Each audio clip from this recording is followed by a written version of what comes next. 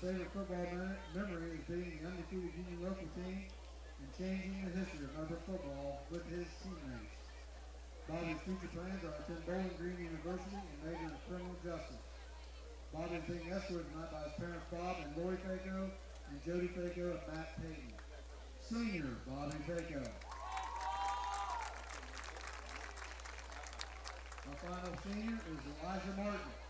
Elijah has been in football for 4 years. Elijah is a 3-year football letterman and a 1-year wrestling letterman. He is a 4-year member of FFA and AG. His favorite football memory is going 9-2 and going to playoffs his sophomore year. Elijah's future plans are to attend a college of his choice and major in business management. Elijah is being escorted tonight by his stepfather and mother, Scott and Melanie Stainfield. Senior, he is Elijah Martin. Thank you for all your support and give all these seniors a big round of applause.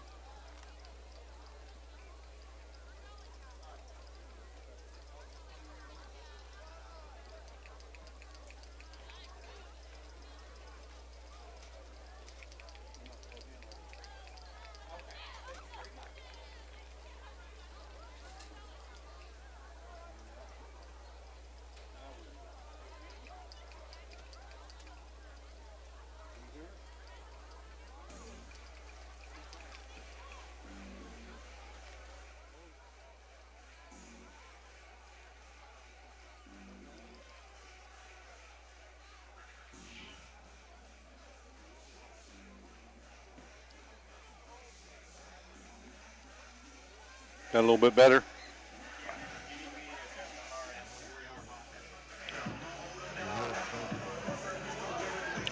How's that? That help a little? That's still pretty hot.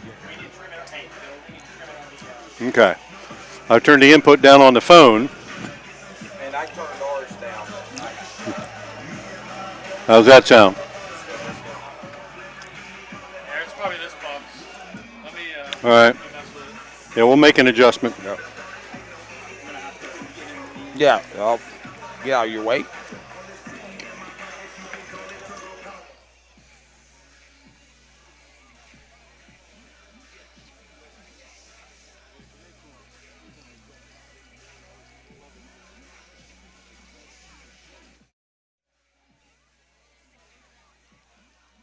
Testing, check, okay. Test. So we look good there. It's in this thing. 1, 2. Let's turn this. Who's on the board? Okay, Mike. It's our input. Let me. Well. I'm gone. Test. Tell us if it gets better or worse.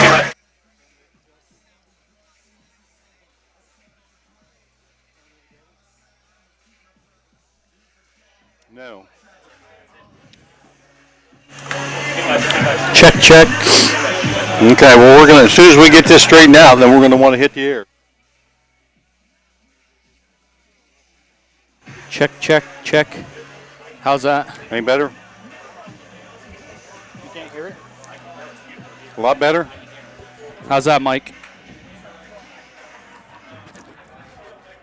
A little bit low. Okay, let me turn. We've got our phone down. Let me turn the phone back up.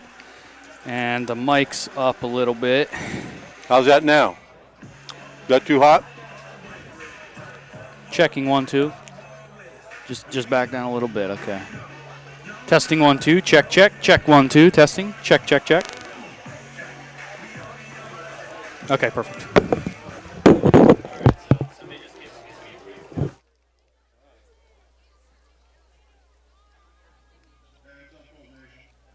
just wanted to wish the football team good luck this Friday.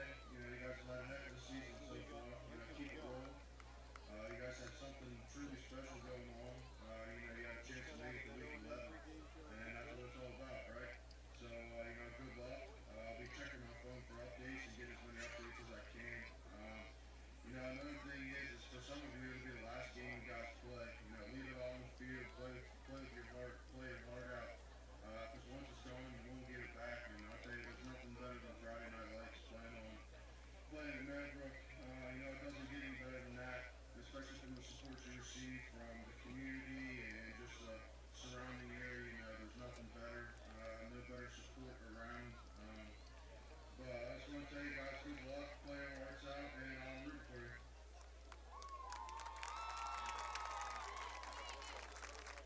Okay, make sure you give me a 10 every time we come back at 5. That way I can kind of add them into it because he can't monitor you.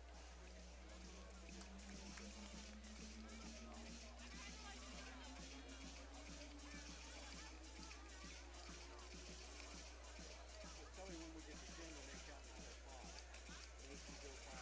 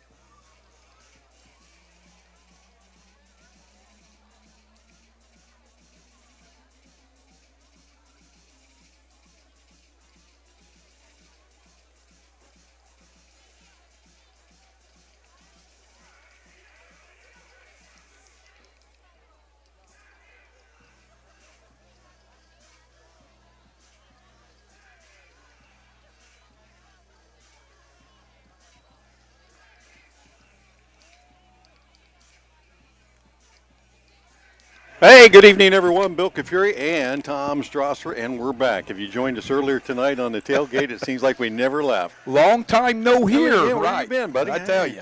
But we're in our normal perch up above the stadium here in the press box, waiting for Week 10 to commence. The Bobcats and the Colts, and even as we speak, the captain's meeting at midfield to see who's going to get control of the ball first.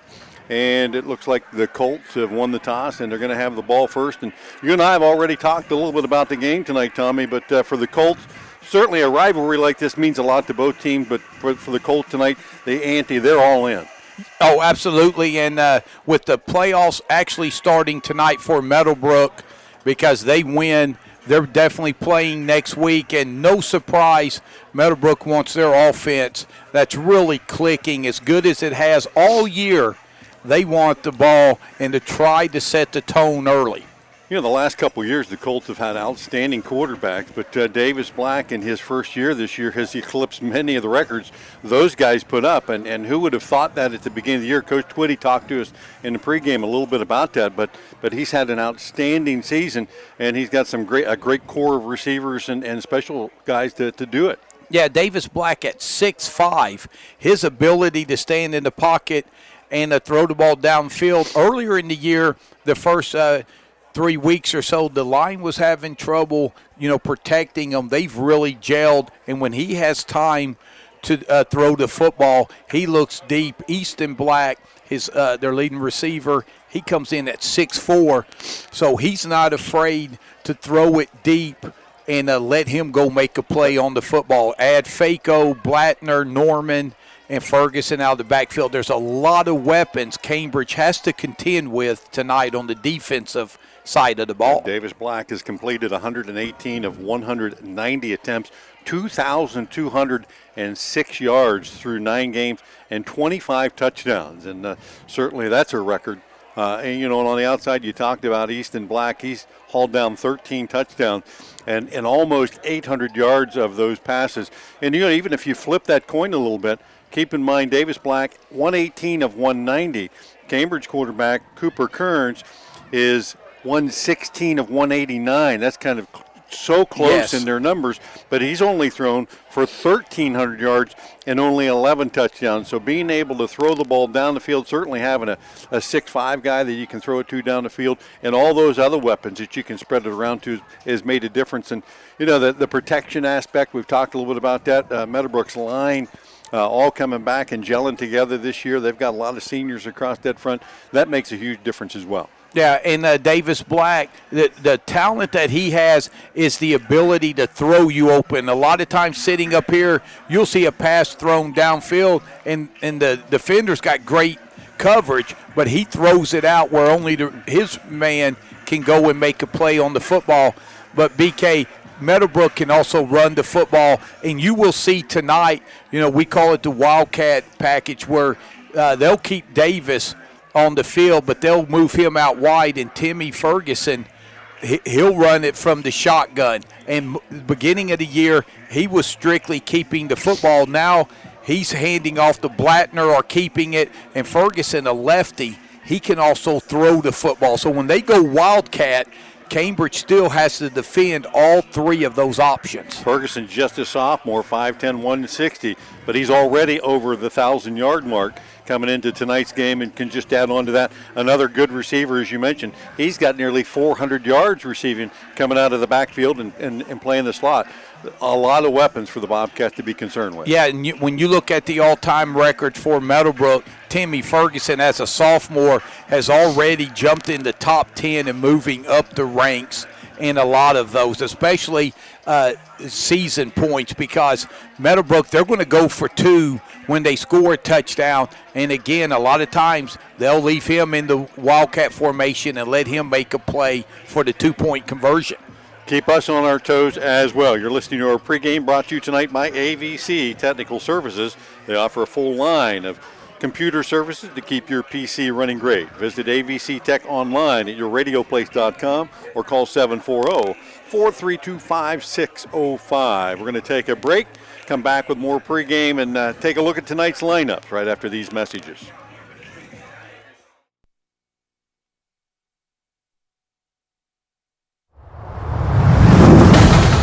ABC Sports presents Cambridge High School Bobcat Football.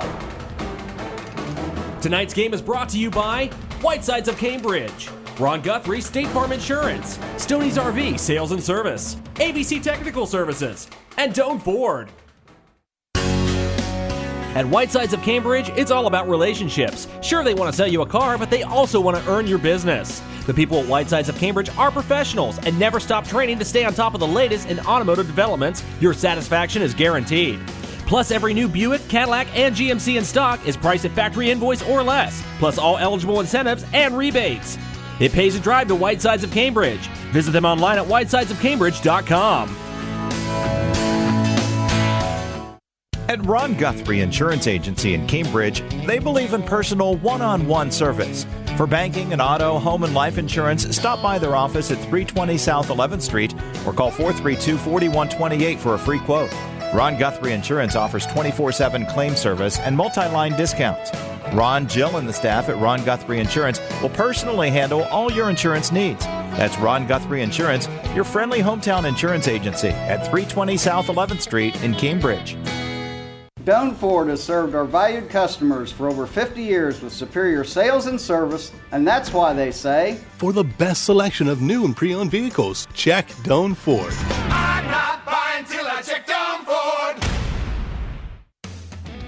Stoney's RV Sales and Service is a family-owned business that offers the best sales and service in the area. They provide a full service department to handle all types of repairs and offer one of the largest parts departments in the state of Ohio. Their inventory features new and used park models, park trailers, fifth wheels, travel trailers, fold-down campers, truck campers, hybrids, ultralights, and trailers too. Visit their indoor showroom year-round to be ready for your next camping adventure.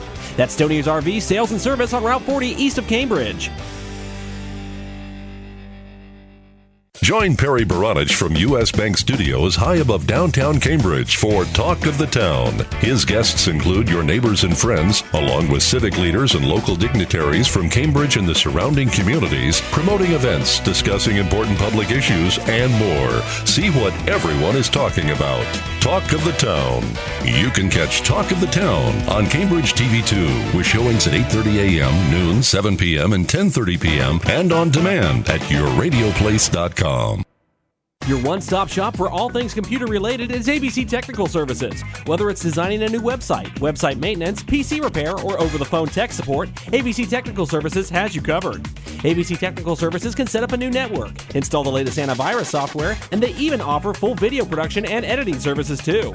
Give them a call at 740-432-5605 or visit them online at abctechnicalservices.com. A name you know, a name you trust. ABC Technical Services.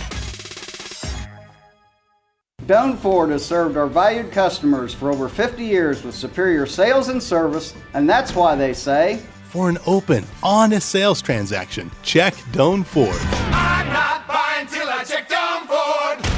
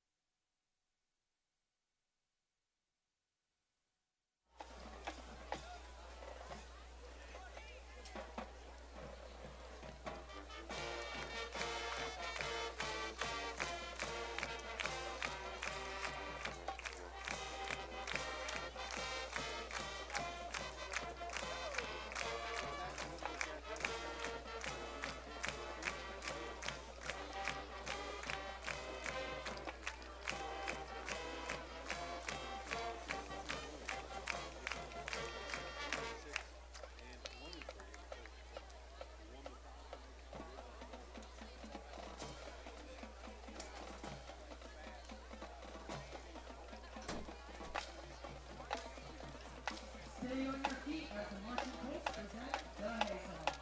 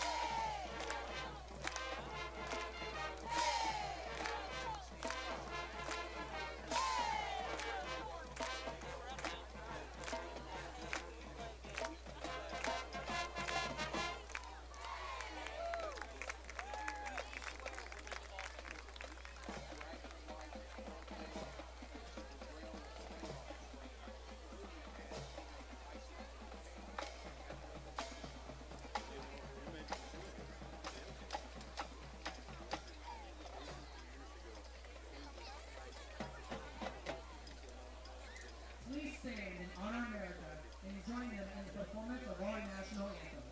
Flag raising ceremony by Bizo VFW Post 3760 and Auxiliary. We're going to take a break. That's the national anthem taking place on the field. As they do that, we'll take you to these messages.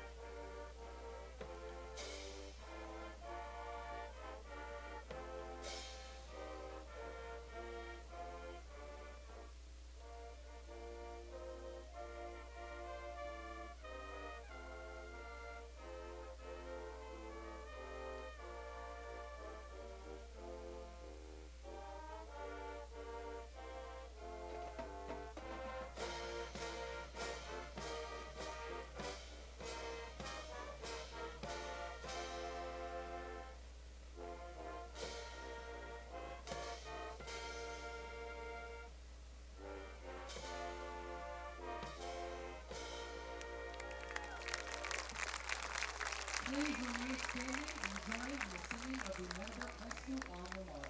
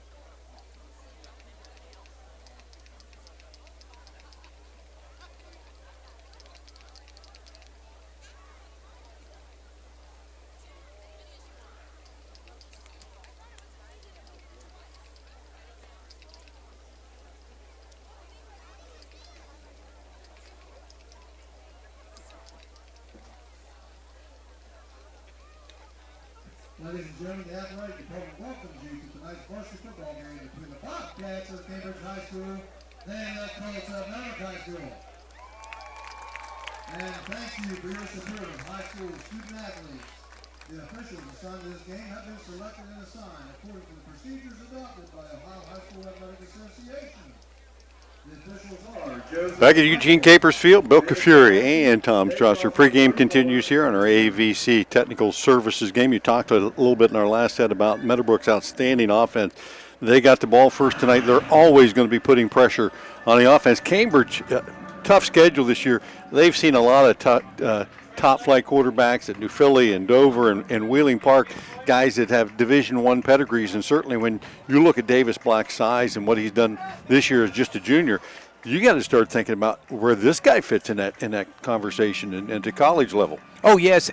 He had a visit this past Saturday to Cincinnati to go down there. So, yeah, he's already getting looks. But he's on the radar. Yes, but the thing he wants more than anything is to be playing in Week 11. And just go back, remember last year, his older brother who played in the game, a senior, Parker Black, was Meadowbrook's leading wide receiver. And don't forget, in mop-up duty, as Cambridge had already won the game, Davis Black came in and threw I believe a 38-yard touchdown pass or so to his brother, who caught his last touchdown pass as a high school player. There, foreshadowing, is that what that's called in the literature? But now he's throwing the cousin tonight, but then, like I said, with Bobby Faco and Norman and Ferguson or Blattner, whichever one is not in the backfield with Davis lined up as running back, will be in the slot. So a lot of weapons. Meadowbrook, fun to watch, and defensively, like we said, they've really clamped down the last 5 weeks of the season and have really rounded into the defense Coach Twitty thought they would be coming into the year. Bobcat defense going to have its hands full. Their front four, Cooper Conte, Garrett Dostal, Preston Daniels, Tyler Klein split time on the inside, Connor Lepla and Hunter Sofka, one of the other defensive ends. In the middle, leading tackler for the Bobcats, Kobe the Hammer Berger. 76 tackles coming into tonight's game. The 6', 210-pound senior, 4-year starter for the Bobcats at that inside backer spot. Jordan Urian also in there. And the deep backs for the Bobcats, they're going to have their work cut out for them all night tonight. Trent Valentine, Logan Tuttle, Alex Valentine, Bryce Anel, and David Moore and Anthony Porter splitting time with Trayvon Jeffrey. The Cats will get as many deep backs in there as they can. We want to remind you, if you're not at tonight's game, you can actually see tonight's game. It is live streaming on Facebook and YRP TV. So you can go to yourradioplace.com to catch a link there, or do a search there, but you can watch the game and listen to us, or you can turn the sound down and just watch the game, which a lot of people like to do if they have that option. And I tell you, when Meadowbrook has the ball, the name you're going to be hearing a lot is Berger. You talked about him, defensively outstanding linebacker. When Cambridge has the ball, my man, you're going to be calling the name of Blattner, Brady Blattner. He's as good of a linebacker as I've seen. He's all over the field. So it's going to be a lot of fun watching them two guys go at it in their last regular season game. Hey, before we get underway, we would be remiss tonight if we didn't keep the family of Bill Starr in our prayers. Bill passing away early this morning, and a longtime coach. He would like nothing better to be on the sidelines of a game, or even to be up here with us. I don't know if we'd want him between us up here talking to us, but we'd certainly relish that moment. But we want all of his friends and family that knew him well to know that he's in our thoughts tonight as well. Yes, his mom, his wife, Lori, his 3 daughters, and grandson, and extended family and friends. And we'll talk about, we get a chance, we'll talk about Bill. Just inspiration and a great guy, and we're all blessed to have had him a part of our life. Had him as a student and as a player years and years ago, and enjoyed that time and as a colleague. We are ready to get underway. Elliot Kirby with our WB Green kickoff, high and deep to Ferguson. He'll drop it at the 12-yard line, go back after it. Now out to the 20, 25, 30, and up the left sideline. Ferguson knocked out of bounds finally near the 35, 45-yard line, and How many times, Tommy, have you ever seen that before? A guy mishandles the kick, and when he picks it up, he's got open skies. Yeah, because guys get out of their lane right there. The amazing part on that return, BK, was Ferguson, when he got about to the 25, there were 2 white jerseys that had an angle on them, and he kicked it into another gear and went right past them. So great field position for Meadowbrook. Colts on their own 49-yard line spread the field here with 4 wideouts. Black in the backfield with Ferguson. Checking the signals at the sideline now. Mouthpiece in, ready to go. Ferguson shifts to the right side, 3 wide to the right for the Colts. Quick toss, right side to Ferguson, out to the 50 and into Bobcat territory. He'll be drugged down after a gain of about 4 yards there. Garrett Dostal on the stop for the Bobcats along with Kobe Berger. And at Meadowbrook, you will not see a huddle, and they're going high octane at the beginning. Those 3 wide switch over to the left side. Easton Black on the outside. Davis Black lines up ready to go, then steps back. Many teams going to this now, letting the defense kind of show its hand and then change into play. Ferguson shifts to the left side in the backfield. Toss to the left side. Ferguson captured in the backfield. A host of Bobcats there. First hit, that time by Trayvon Jeffrey. And the Bobcats maybe got a yard to that back, or I'd say maybe Ferguson back to the line of scrimmage, and it'll be 3rd down and about 7. And BK, Meadowbrook goes 2 tempos, one where they don't look over. When they do look over, Cambridge thinks they'll have time to get in a different look defensively. Bobcats showing blitz here on 3rd and long. Black and Ferguson in the backfield in a 4 wide set. From the Bobcat 48-yard line, play clock winding down. 5, 4, 3. There's the snap. Option left side. Ferguson on the pitch. Gets it to the 45, down near the 40. Finally banged out of bounds and then thrown to the turf. And there comes the flag.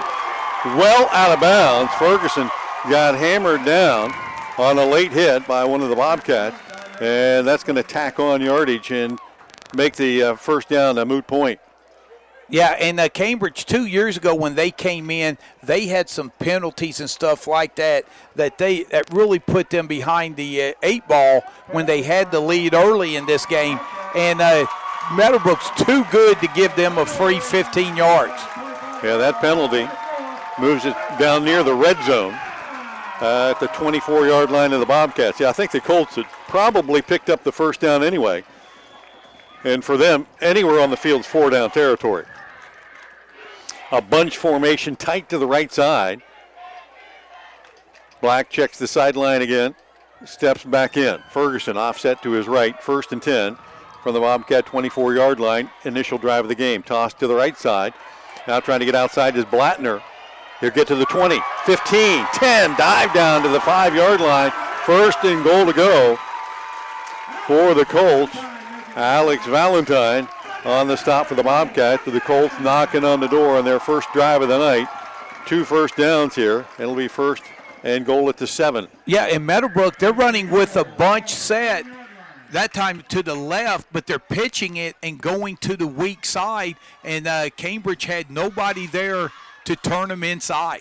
Davis Black now will shift out, and we are in that wildcat, if you will. Ferguson in the backfield.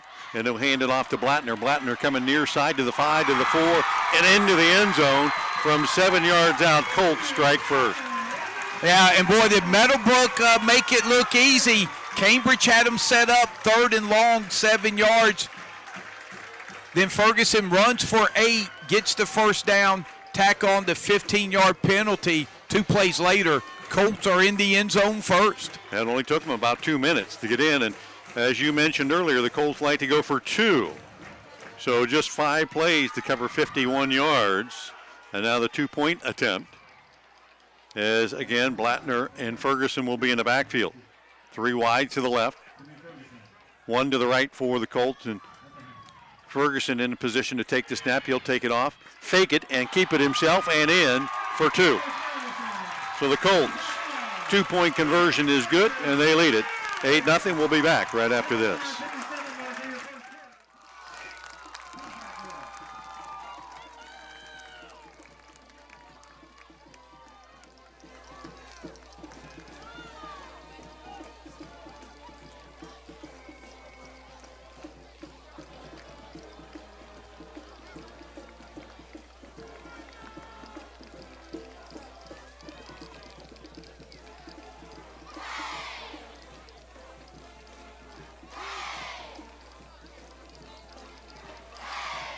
Back at Capers Field in the Colts, the first drive of the night, down the field. Not a ball thrown in the air that time, and with 9:57 left, the 5-play drive hits pay dirt from 7 yards out. Brady Blattner, Ferguson tacked on the 2-point conversion. Yeah, Ferguson ran 11 yards. Blattner ran for 24 on that drive. Throw in the 15-yard late hit out of bounds. And Meadowbrook off to the start they wanted. See how Cambridge responds. Ford Tire and Service scoreboard updates all night long, brought to you by Ford Tire and Service at 424 Steubenville Avenue. Ferguson on for the WB Green kickoff. He's got it on the right hash, but kind of angling to kick it across back deep for the Bobcats. Trent Valentine.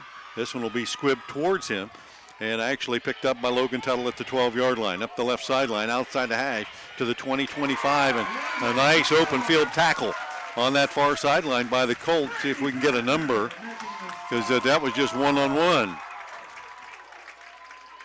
And great coverage there.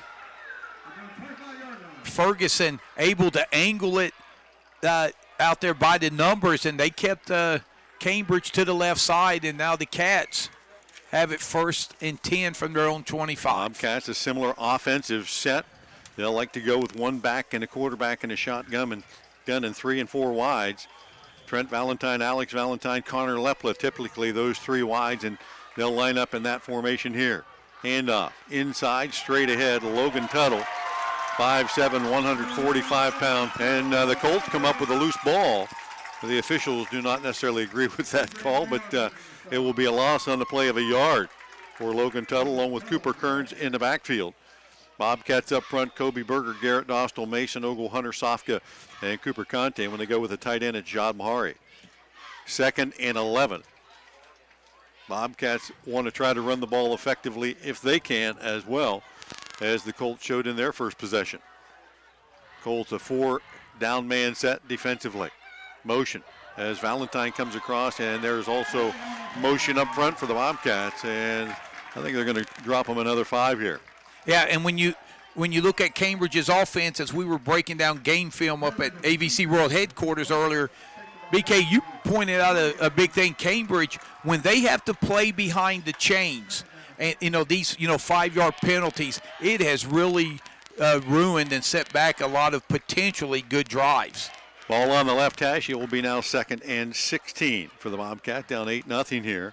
Just under 9 minutes left in the opening period. Valentine and Valentine wide to the right, Lepla to the left. Kearns will roll to his right, look out in the flat, fire it out there, have his underneath man. That's Trent Valentine out about the 25-yard line. That'll be a pickup of 6 and bring up a 3rd down. The Colts like to just play off the receivers, give you everything underneath, and then come back and make solid tackles in the open field, and that's exactly what they did there. Yeah, and that was Timmy Ferguson. Good throw by Kearns on the run, but not much of a pickup, about a 6-yard gain for Tuttle. Back to almost the original line of scrimmage. Cats face now 3rd and 11. 3 wide to the left, 1 to the right. Tuttle and Kearns in the backfield. Back to pass, middle screen set up for Kearns, and he won't get a chance to throw it. And flags come in. That could be a face mask as the Colts got into him quickly. Their Faco, I think, coming off the corner. Got maybe a hand as he swiped past the quarterback and got a little bit of the face mask as flags came in from every angle on the field, including yours from up here. The Cats could get a break on this play. But a 15-yard penalty in high school, that doesn't carry an automatic 1st down, does it? I don't believe so. It'll replay the down and make it 3rd and 9. Yeah, that flag was thrown way in the backfield because Kearns was giving up a lot of yardage, so the Cats will get a redo on that Colt penalty here. 4 wides for the Bobcats. Handoff, Tuttle straight ahead, 30, 35, and still on his feet, near the 40, 1st down and more for Logan Tuttle across the 40 to the 42-yard line. Boston Black on the tackle as Tuttle broke a couple of tackles right at the line of scrimmage, got free, and the Bobcat drive stays alive. So both teams with costly penalties on defense early here. Yeah, that's a 16-yard pickup. Great block from one of his wide receivers as if he doesn't make that block, Ferguson tackles him short, but that's a 16-yard gain and the first down for the Cats. Cats 2 wideouts each way. Again, straight ahead handoff to Tuttle. Tried to bounce it outside. Not going to happen there as Blattner steps up and nailed him across the front defensively for the Colts tonight. Bobby Faco, Josh Tomplate, C.J. Moore, Matt Fedorky. Then right behind them, Caleb Wilson, Brady Blattner, the leading tackler, Brady Hladd, and Devin Norman. Deep backs, Easton Black, Boston Black, Timmy Ferguson. Those 3 deep backs for the Colts. And the Cats facing second down and 10 from their own 43-yard line. Nice crowd on hand tonight for the Game 10 rivalry, and the Cats will spread the field again. 3 wide to the left, 1 to the right. The fake, Kearns on the keeper. Trying to bounce it to the right and will not get there. Lots of Colts on the stop that time. They were not fooled at all. Led by Faco. He got a little help from Wilson as well, but Kearns that time had the read option and opted to keep it, and that was probably not the right decision. Yeah, and that was to the short side of the field, and Clendening as well from his linebacking position came up, and you're right, Kearns got out on the end, and there were nothing but brown jerseys. 3rd and long for the Cats again. They'll spread the field with 4 wide. Tuttle and Kearns in the backfield, rolling to his left this time. Kearns squares the shoulder, stops, plants it down the field, a long pass over the head of his intended receiver and the defender, Trent Valentine. And that will bring up a 4th down situation for the Bobcats. And the punt team comes on for Cambridge facing 4th and long. And BK, I'm sure Kearns has not seen a lot of 6'4" corners, and that's the thing. Easton Black, if you throw the ball over his head and he's covering you, there's a good chance it's going over the receiver's head as well. And Meadowbrook, they will man you all over the field there. Connor Alshire in punt formation for the Bobcats. Timmy Ferguson back deep for the Colts at his own 23-yard line. 4th and call it 11 for the Bobcats. Alshire stands at his 31. Good snap. No rush. Steps into it. And about a half shank off the right side of his foot. And out of bounds near the 30-yard line. So the Colts are going to start out with pretty good field position again, leading 8-0. 5:54 left here in the opening period. They'll mark the ball officially at about the 32-yard line. Now the Colts hustle on. Davis Black. So Cambridge didn't get points their first drive like Meadowbrook did. That first down was big because it did, switch the field position. So the Colts they'll mark it at the 33-yard line as Davis Black hustles the offense on, and we'll have that bunch formation tight to the right side. Ball on the left hash. As Ferguson in the backfield, flank to the left.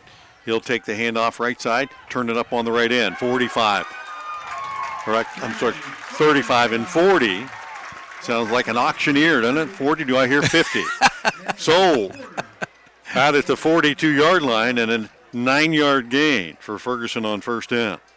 And we talked about in the pregame show, Cambridge expecting them to look to come out and establish the run. It's Meadowbrook right now.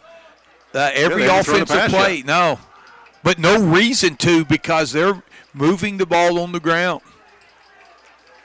Blattner joins Ferguson in the backfield. Bunch formation to the right, 2nd and short. Ferguson takes the snap, hands it off. No fake. He'll keep it straight ahead. 50. Bobcat 45 to the 40.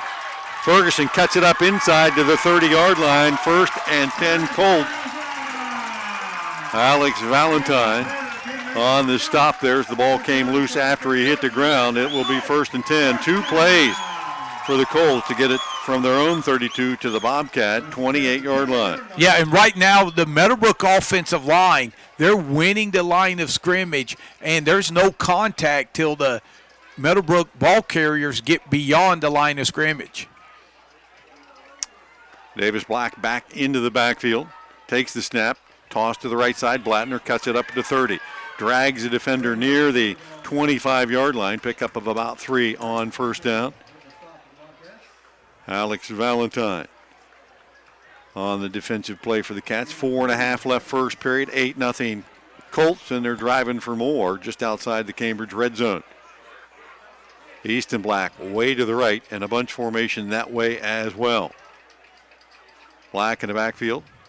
Toss again to Ferguson, trying to get to the corner. And a nice defensive play. Now the ball's loose as David Moore came up and made that play for the Bobcats. The ball got loose, but Ferguson covered it up for the Colts. That was a near disaster.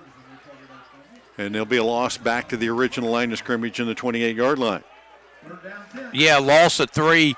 Big 3rd and 10 for Cambridge's defense, but Meadowbrook 4 down territory. Colts will send 3 receivers wide to the left side. Passing situation, although we haven't seen the Colts pass yet. This is certainly 4 down territory for them. And the way they've been ripping off chunks running, they may do that.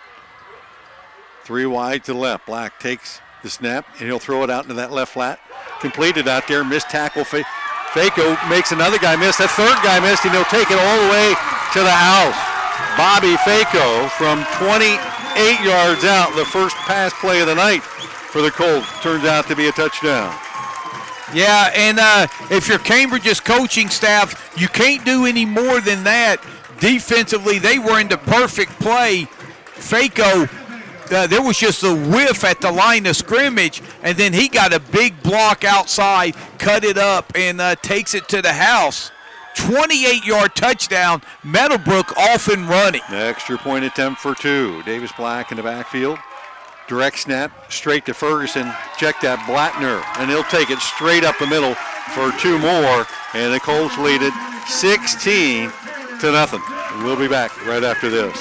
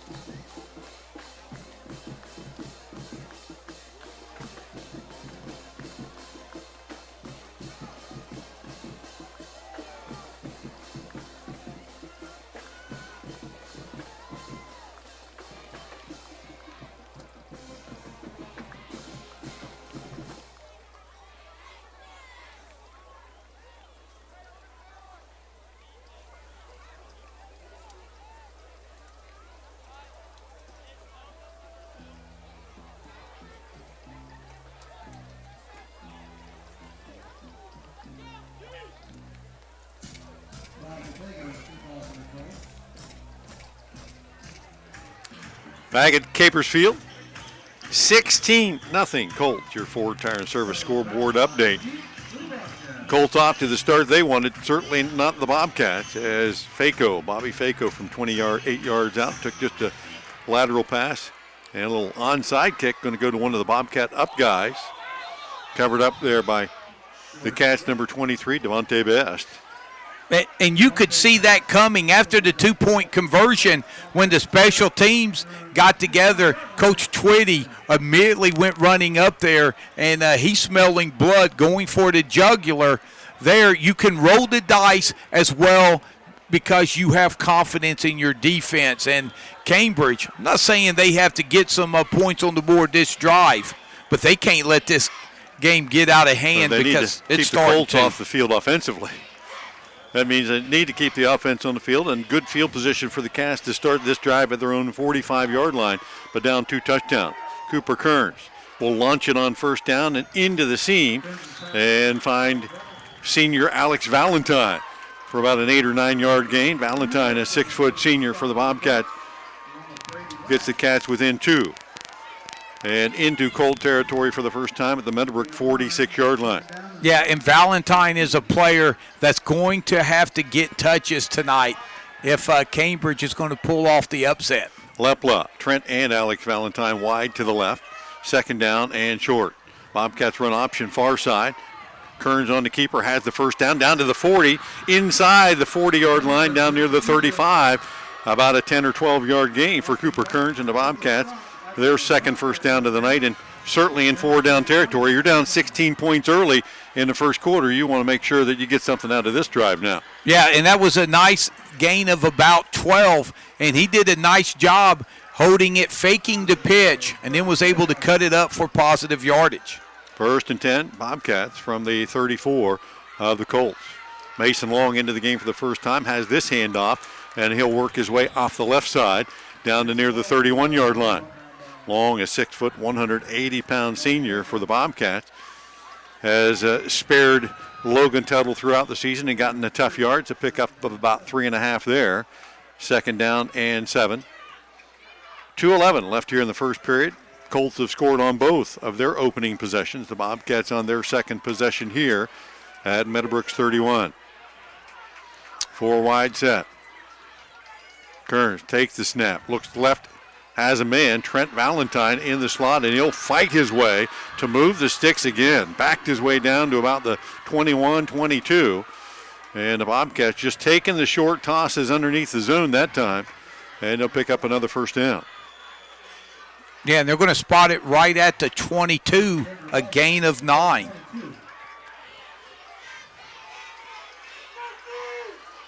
So again, the Cats working that 4 wide set. Low snap, handoff, long left side, and met at the line of scrimmage. Will not get much out of that.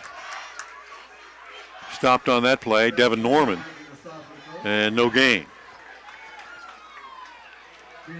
Coming up on the 1 minute mark of the opening period. Meadowbrook on top 16-0. Give a quick shout out to Chuck Lashley. Listens to us every week. Wonders why we never call his name. Well, Chuck, you got to let us know, man. Thanks for listening. Thanks, Chuck. 2nd and 9.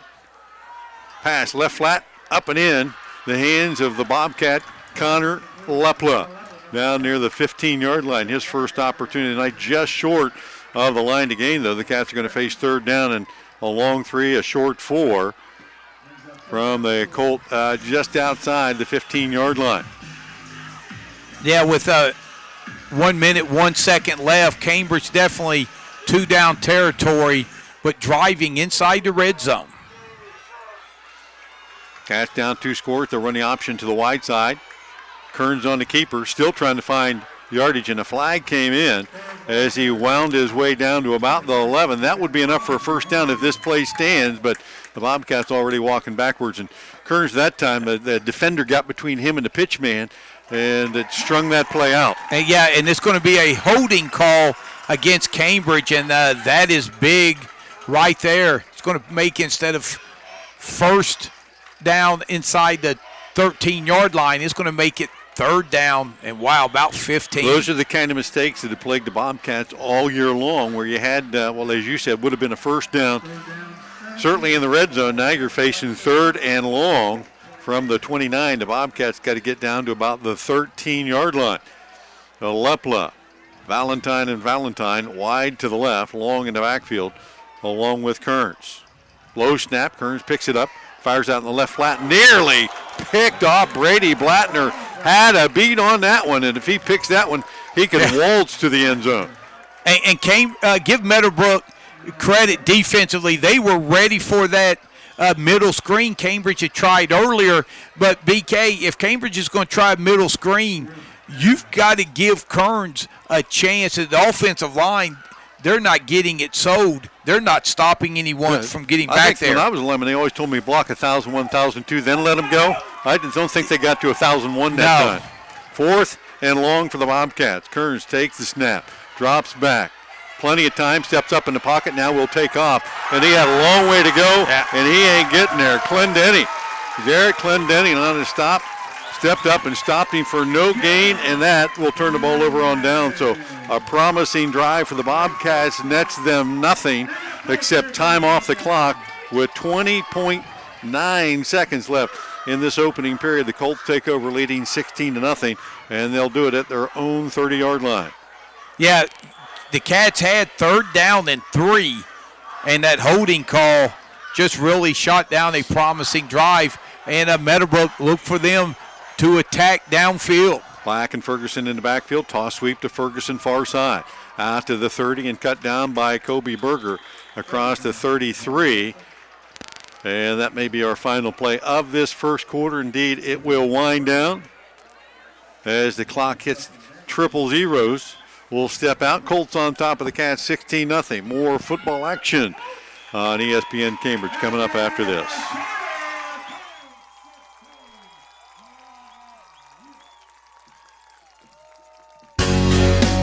At Whitesides of Cambridge, it's all about relationships. Sure, they want to sell you a car, but they also want to earn your business. The people at Whitesides of Cambridge are professionals and never stop training to stay on top of the latest in automotive developments. Your satisfaction is guaranteed.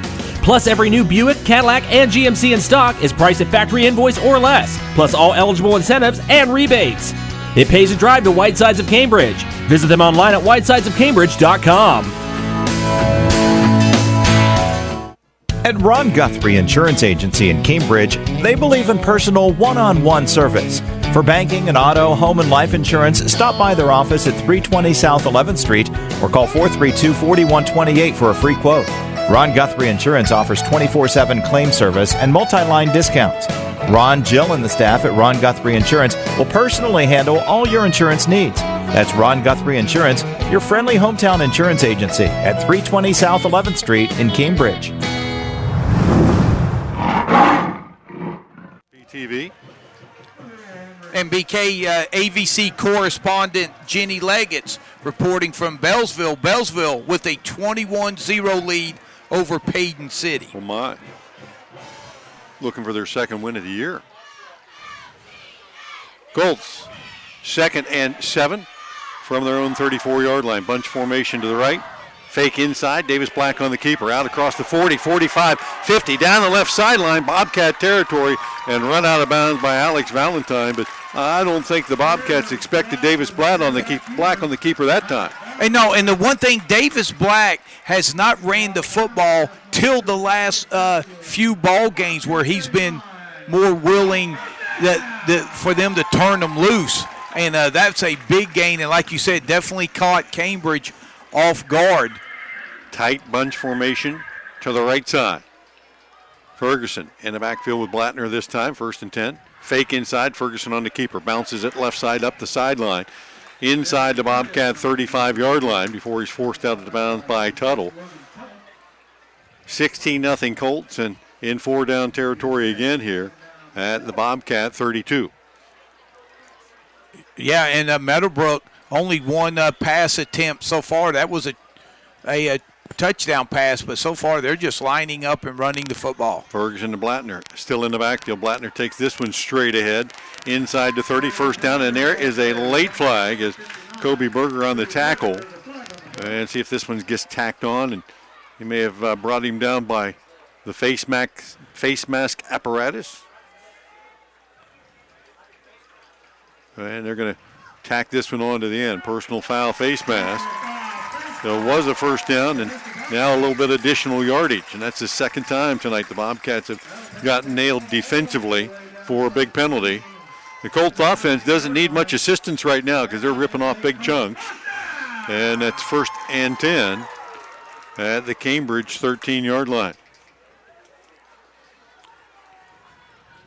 Bobcat defense on their heels here. Again, tight bunch to the right. Ferguson takes the direct snap, cuts it up. 15, 10, tried to cut back, and he went down. He had clear sailing on that cutback, but just got tripped up inside the 10. He'll make it to the 7-yard line, but the goal line was just ahead of him, and he can certainly see that. A gain of about 7 on that 1st down carry. 2nd down and 4. They need to get to the Cambridge 4 for a 1st down. Yeah, give the field turf here at Eugene Capers Field credit for that tackle. He must have been going against the grain. Ferguson on the fake and a keeper to the 5, the 4, dive to the end zone. Did he get in? No signal from the officials just yet as he's just short of the goal line. Give him a But that will be a 1st down, yes. Yep, 1st and goal to go. And that combination in the backfield of Blattner and Ferguson, they've done that a lot early tonight, and it has the Bobcats looking for a way to defend it. Yeah, and I think Cambridge defensively, they're shell-shocked. I don't think they expected Meadowbrook to be able to run the ball like they have on them. Davis Black in the backfield. And a direct snap to Blattner, and he'll take it up and over the top. Touchdown, Colt. From a yard out, Blattner's 2nd score of the night. And wow, as Meadowbrook came out, you talked about when we interviewed Coach Twitty about an hour and a half ago, talked about him having his game face on there. Meadowbrook has come out and they are just rolling here in the early going. They'll try for 2 once again, placing the ball at the right hash. 2 receivers wide to the left, 1 to the right. That's Norman. Davis Black in the backfield takes the snap, fires it out in the left flat and through the hands of his intended receiver, and that will be no good on the try, but the Colts do extend their lead 22-0 over top of the Bobcats. We'll be back right after this.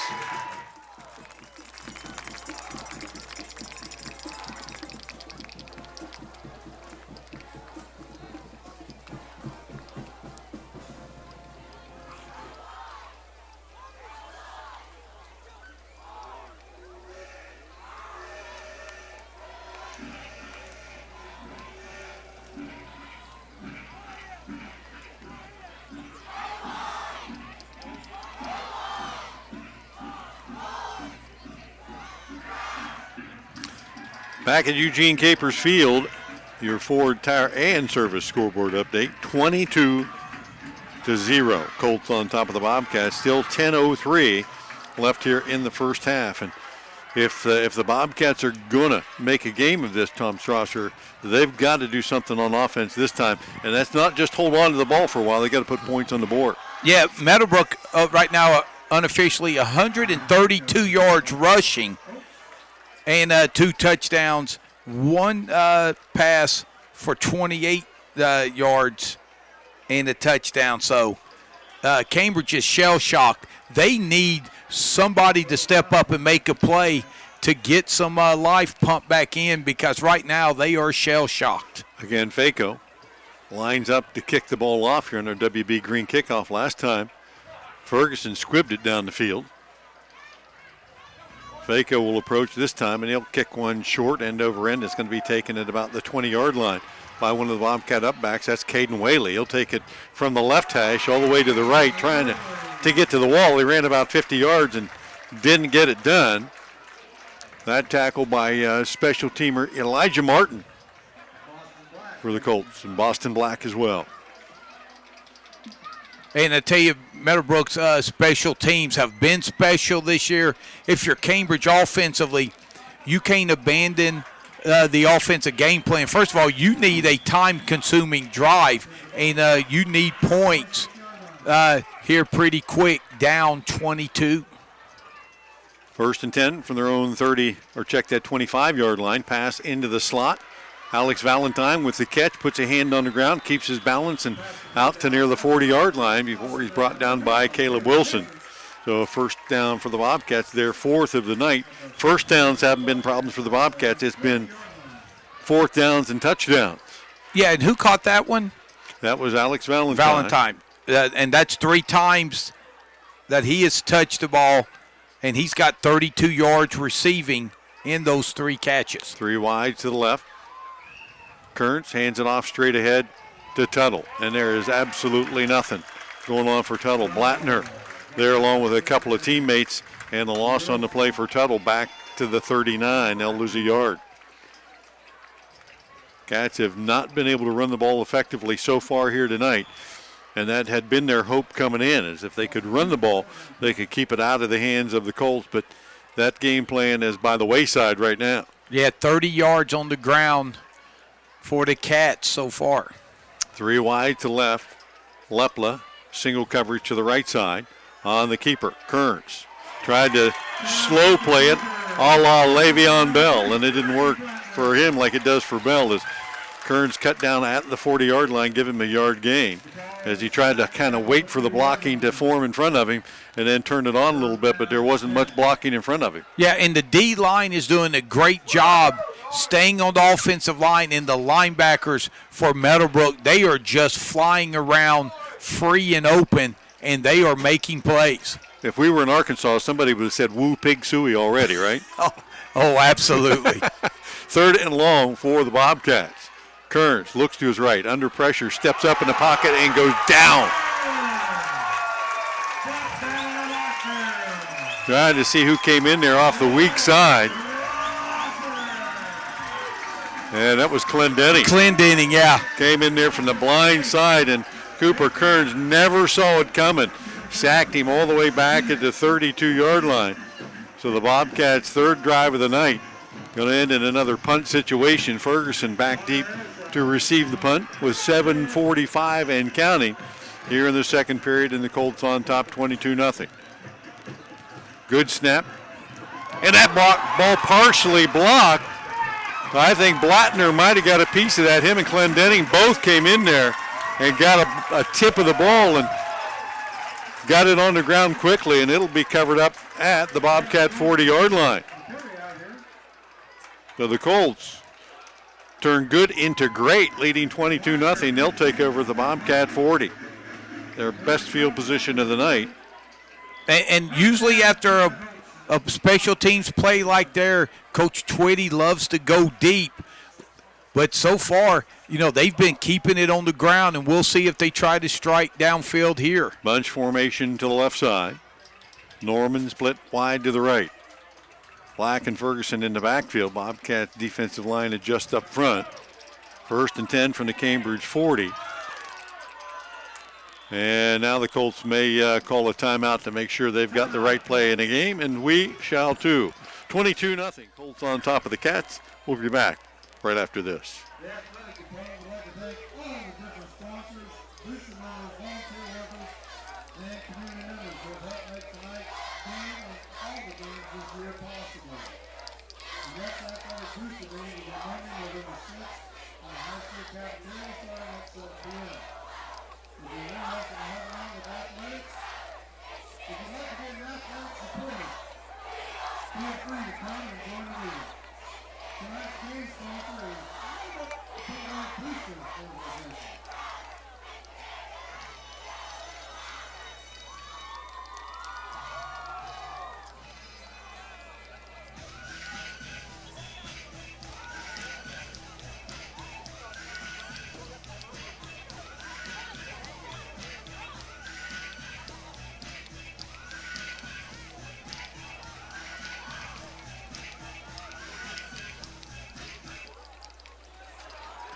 Back at Capers Field, 1st and 10. Colts from the Bobcat 40-yard line. Ferguson on the keeper straight ahead, making a couple Bobcats miss and running over a couple more before safety. Alex Valentine brings him down, and Ferguson down to the Bobcat 29 and another first down, pickup of 11 yards on that first down carry. Yeah, and Meadowbrook just imposing their will on the ground and just continually. Jeff Riggins playing the sound over the PA system here, and it is a Colt running rampant down the field right now. And movement up front. Bobcats will be nailed for encroachment here, and the wheel's really wobbling for the Bobcats right now. Yeah, Ferguson already 81 yards on just 10 carries. Blattner 6 for 33, and Black 1 for 27. Ferguson in the backfield. Takes the direct snap, sweep to the left side. Student body following a lot of black jerseys in front of him. One Bobcat misses, and another one finally drags him out of bounds inside the 20-yard line. They had a whole passel of people out in front of him that time. Just a direct snap sweep. And that'll be another Colt first down. Yeah, and we've seen very few plays from Meadowbrook. They're running the same few plays, a little pitch. Yeah. And it's just really the execution of it. Yes. Again, bunch formation to the right, which they've run a lot of tonight. And that gives them the angle to seal the Bobcats inside and get outside of them, and they have done that. Blattner and Ferguson in the backfield. Blattner to the right. Ferguson, they'll run the option near side. Ferguson on the keeper. And slicing in there to make the tackle, Jad Mahari for the Bobcats. No gain on that play for Ferguson. And it'll be second down and about 10 from the Bobcat 18-yard line. Again, Ferguson and Blattner in the backfield. Three wides, tightly bunched to the right side of the formation. Toss sweep, option left side. Ferguson on the keeper. Cuts it up inside and then got planted. And I believe that was Bobcat Kobe Berger. I tell you, Kobe affectionately nicknamed the Hammer, and sometimes you can see why. And credit Ferguson right there for hanging on to the football. He did a little spinner Rooney, and when he spun, there was the Rooney right there in Berger. 3rd and long. Davis Black in the backfield. And joined by Ferguson off to his right. 3 wides now, spread wider to the right. Norman split to the left from the Cambridge 15-yard line. Now Ferguson shifts to the left side. Davis Black takes the snap, fires it deep right corner, has a man there. Touchdown! Colt Norman, perfectly thrown ball right over his shoulder in single coverage, and the defender could do nothing about that one. 5 plays in 40 yards, and the Colts have scored on every possession tonight.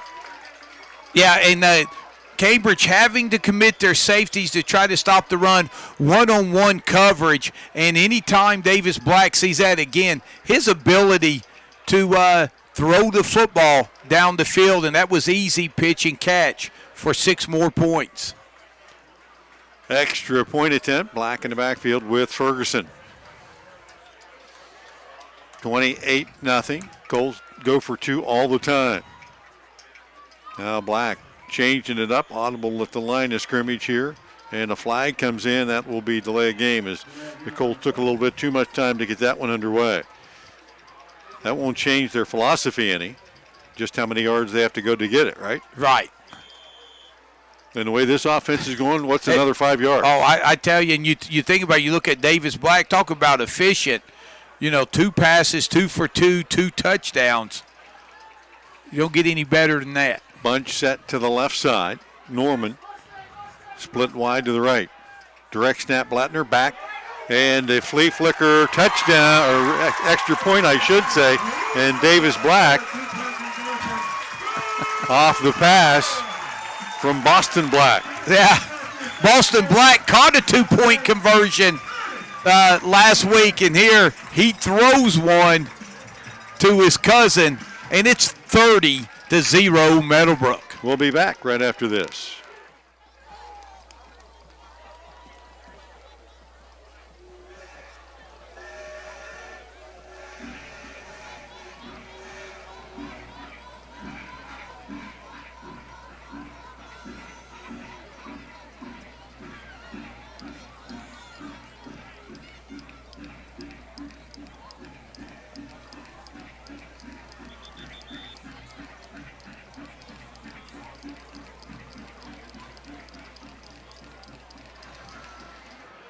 Back at Eugene Capers Field, your Ford Tire and Service Scoreboard update, 30-0 here. 5:26 still remaining in the first half.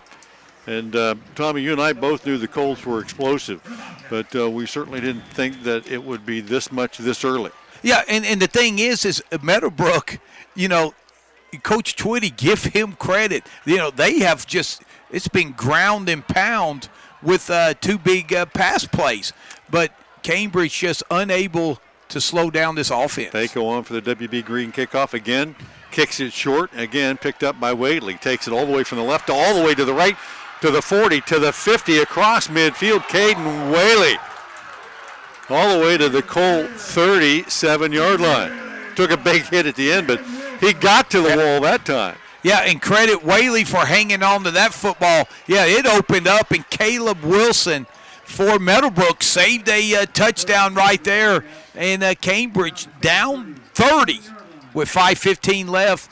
Get the ball at their own 37-yard line. At the Colt 37, that's the best field position the Cats have had tonight. So a chance here automatically with 4 down territory to try to get something on the board. 2 wides each way. Cooper Kearns takes the snap, rolls to his left, looks down the field, has a man deep, underthrows the ball, and it's picked. Ferguson at the 15, bringing it back. There's a flag on the field already, to the 20, out to the 30 and out of bounds. But he had Trent Valentine wide open on the corner route and just underthrew him. And several Colts had a chance of that. It was almost a fair catch call as Ferguson picks it. And I believe there'll be a flag on the run back. Yeah, Ferguson was just sitting back, waiting for that pass play, kind of baited the youngster into throwing the ball there. But Cambridge, like we said, they've had success this year, throwing to underneath stuff but not able to really go up top. And Meadowbrook's defense answers the big kickoff return by the Cats. Always tough for a right-handed quarterback going to your left anyway and trying to put something extra on the ball and throw it deep that time as Kern's unable to get it over the head of his defender, and it turns back into going the other way. Now with the penalty, though, the Colts are going to be backed up to their own 8-yard line.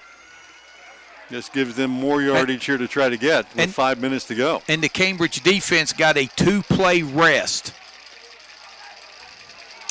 Play action pass here. It's going to be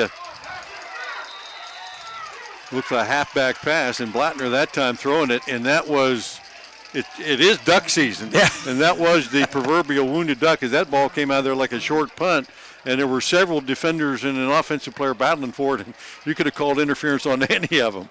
But like I said, we've seen this all year. Easton Black at 6'4". He's also a basketball player, pretty good rebounder. He's been excellent at shielding his man, and pass just overthrown there. 2nd down and 10. Bobcats weren't fooled on that one. Handoff near side coming to Ferguson. Out to the 10. Puts a move on out near the 14-yard line. Lepla and David Moore on the stop for the Bobcats, short of the first down. Pickup of about 5 on that 2nd down play. 3rd and 5 for the Colts from their own 9-yard line. Check that 14-yard line. Quickly back to the line of scrimmage. Easton Black splits wide to the left on his own. Bunch formation to the right. Black out on an island out there. Now Trent Valentine will come out on him. And they'll fire it in the slot to him as Black on a quick slant there, just a little bit behind him, but hit him in the hands, and that will fall incomplete. So the Colts now faced with their first 4th down situation of the night from their own 13-yard line. And as you said earlier tonight, they don't ever like to punt the ball, but Davis Black is the punter, and he'll line up in a short punt look situation here, but don't be surprised if he doesn't. And a one-step pooch, and it bounces at the 40-yard line and out across the 50 and out of bounds. So the Bobcats force the Colts to finally give up the ball. That's the first time tonight they haven't put it in the end zone. And Cambridge will have one more chance, trailing 30-0 with 4:04 left here in the first half. Yeah, and the Cambridge defense has really been pushed up and down this field tonight.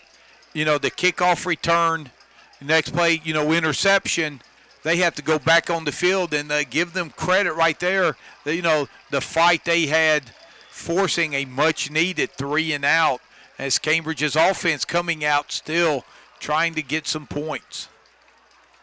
1st and 10, Bobcats from their own 47-yard line. 2 wides to the left, 1 split wide to the right. Kearns hands it off. Mason Long, he'll take it across the right side and into Colt territory at the 48-yard line. First play of the down, and a pickup of about 5 for Long. 3:50 and counting left in the first half. 30-0. Colts on top.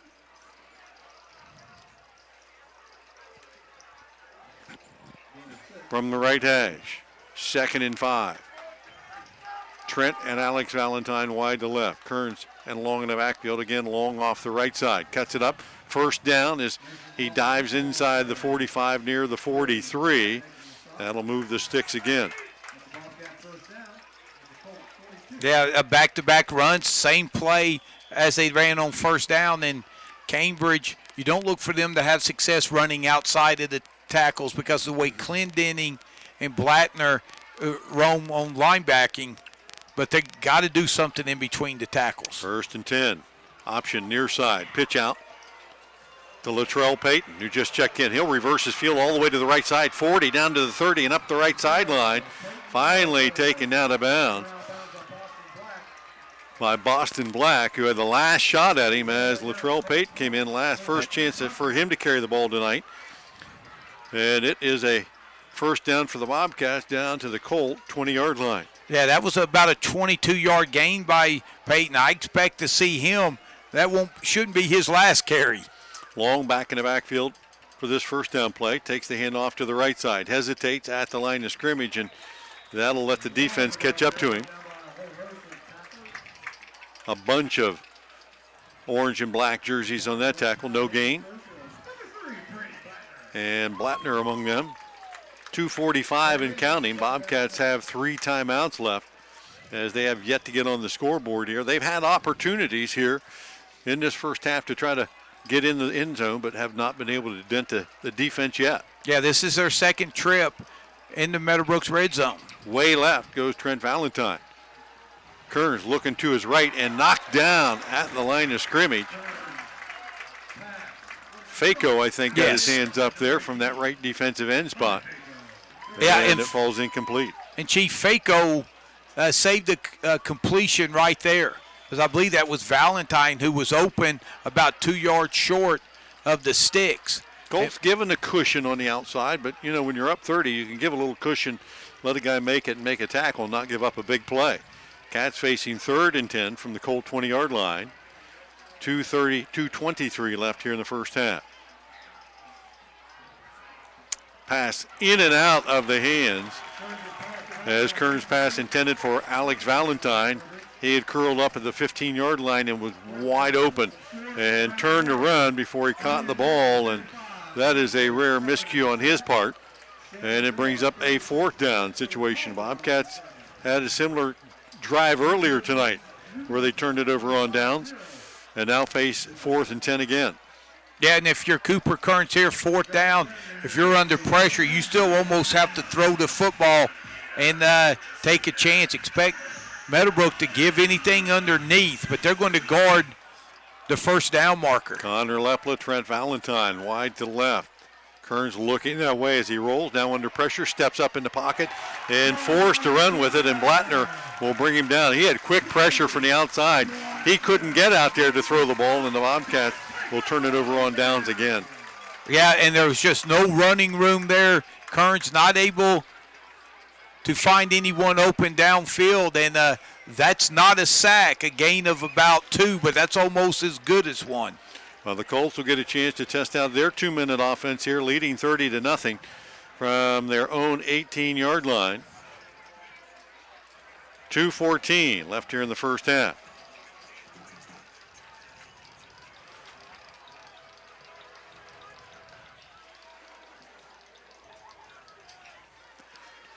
Black on the keeper, and he'll be pulled down immediately after a short handoff there, a short drive there, and Cooper Kearns playing a little defense on the stop. And Kearns probably over tugging at the coach, say, Coach, they're beating me up on offense. Can I go hit somebody? 2nd down and long. Back to pass. Davis rolling to his right, plants, fires, and a bullet in and out of the hands of his intended receiver. And that was Faco.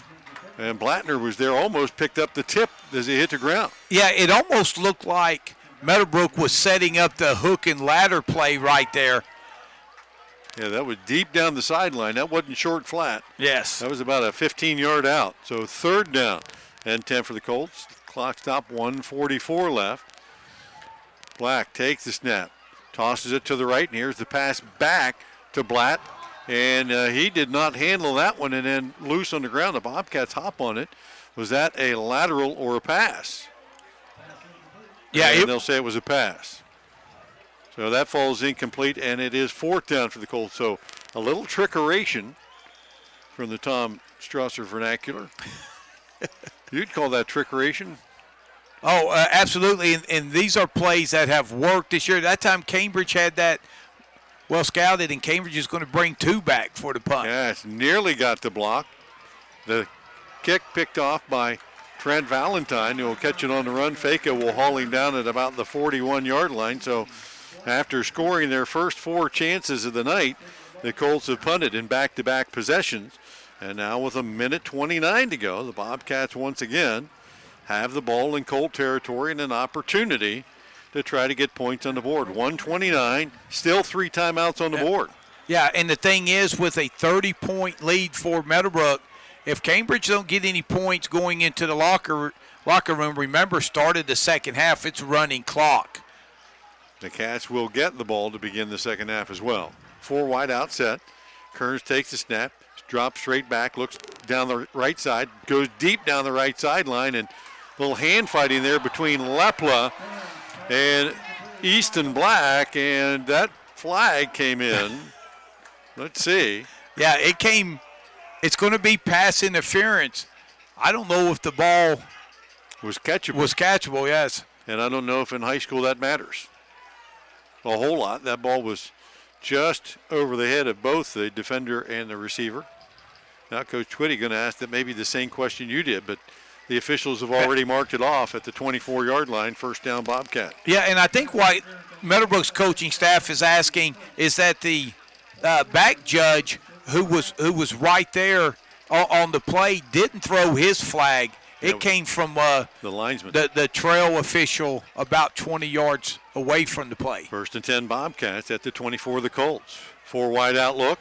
Kearns fires it in the slot, and right behind his intended receiver that time, Aaron Johnson, who was wide open on the post, but Kearns threw it to his back shoulder and behind him once he made his cut, and it falls incomplete. Lucky it wasn't picked. Yeah, and that may have been 6 if that's connected. He was open and then having to twist around to try to catch the football. Ferguson was able to lay a nice hit on him as well. And there was a penalty on the play, illegal formation for the Bobcats. That was declined by the Colts, and they'll take the play. Second and 10, Cats with 1:18 to go. From the Meadowbrook 24-yard line. 30-0 Colts. Kearns under pressure, and he'll go down. Brady Blattner came late, but he came like a freight train. And he drops Kearns all the way back at the 36-yard line. Huge sack by the Colts. That'll keep the clock running here, under a minute to go, as the Cats now face third and about 20. And you really sound kind of like a broken record. How many times have you called Blattner's name? I mean, he is a tackling machine. Blattner, 5'9", 190-pound junior. Third and long Bobcats. 2 wideouts each side. Kearns straight back, plants, fires it deep down the right sideline. No air under this one, and did Valentine sneak in and steal it away? Did not. Picked off Boston Black. Brings it out to the 10, the 20, up the left sideline, 30, near the 40, now across the 50-yard line. Wow. Breaks it back to the other side. 40 of the Bobcats, down to the 30 and running out of gas. Boston Black will be pulled down at the Cambridge 21-yard line. Boston Black has about, that may be his 5th or 6th interception this year. He returns it about 80 yards. Yeah, he did. He picked that off right at the goal line and then worked it up that left sideline to midfield where he cut back across. And now the Colts, with 10 seconds left, have a chance to score again from the Cambridge 20-yard line. Wow. Talk about your turnabout. Yeah. Austin Black, interception and an 80-yard run back. Usually you run 80 yards, you're already in the end zone. And you got to look for number 10 right here. Davis Black will drop back. 5 wide out look. Pump fakes it, fires it out of bounds, and that will save 5.2 seconds on the clock as the Bobcats have everything covered up pretty well there. Yeah, BK, we talked about eye discipline. Cambridge was ready for that. Meadowbrook faked the bubble screen and released Easton Black down the sideline. There were 4 white jerseys. They're going to give up the underneath pass there, and Davis Black wisely threw that away to give them one more play. This one will go to the end zone. Ferguson wide to the left along with Easton Black and Blattner. 2 receivers to the right side, the near side. Davis Black drops straight back, flushed from the pocket.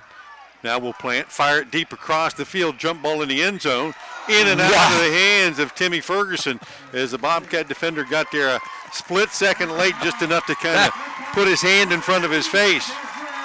That was a heck of a pass there. It was, all the way back across the field and into the end zone for a chance to score, but the Colts put 30 of them on the board in the first half and lead the Bobcats 30-0 as we reach the halftime break here at Eugene Capers Field. Meadowbrook all over the Cats in this first 24 minutes. Stay tuned. We have our O&N halftime show coming up. Tommy will add up the stats. I'll have all the scoring from the first half. We'll have that action in about 10 minutes. Take a break. We'll be back right after this.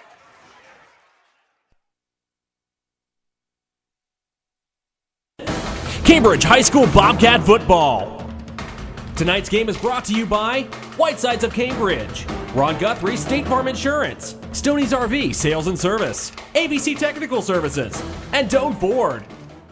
Doan Ford has served our valued customers for over 50 years with superior sales and service, and that's why they say, for the best selection of new and pre-owned vehicles, check Doan Ford. I'm not buying till I check Doan Ford. Stoney's RV Sales and Service is a family-owned business that offers the best sales and service in the area. They provide a full-service department to handle all types of repairs and offer one of the largest parts departments in the state of Ohio. Their inventory features new and used park models, park trailers, fifth wheels, travel trailers, fold-down campers, truck campers, hybrids, ultralights, and trailers too. Visit their indoor showroom year-round to be ready for your next camping adventure. That's Stoney's RV Sales and Service on Route 40 east of Cambridge. Your one-stop shop for all things computer-related is ABC Technical Services. Whether it's designing a new website, website maintenance, PC repair, or over-the-phone tech support, ABC Technical Services has you covered. ABC Technical Services can set up a new network, install the latest antivirus software, and they even offer full video production and editing services too. Give them a call at 740-432-5605 or visit them online at abctechnicalservices.com. A name you know, a name you trust. ABC Technical Services. Join Perry Baranich from U.S. Bank Studios high above downtown Cambridge for Talk of the Town. His guests include your neighbors and friends, along with civic leaders and local dignitaries from Cambridge and the surrounding communities, promoting events, discussing important public issues, and more. See what everyone is talking about. Talk of the Town. You can catch Talk of the Town on Cambridge TV2 with showings at 8:30 a.m., noon, 7 p.m., and 10:30 p.m., and on demand at yourradioplace.com. Doan Ford has served our valued customers for over 50 years with superior sales and service, and that's why they say, for experienced low-pressure sales, check Doan Ford. I'm not buying till I check Doan Ford. The halftime show is brought to you by Mr. Lee's Restaurant, 2000 East Wheeling Avenue in Cambridge. Open for breakfast, lunch, and dinner, serving delicious home-cooked meals.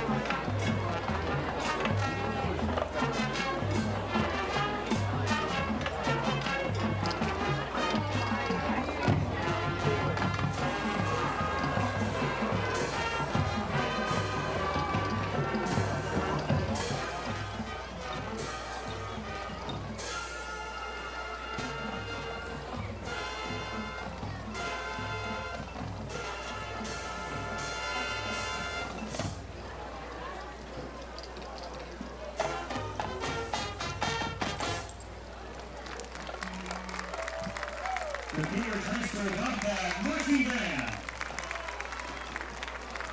Next Saturday, November 4th, the Bobcat marching band travels to Brunswick, Ohio.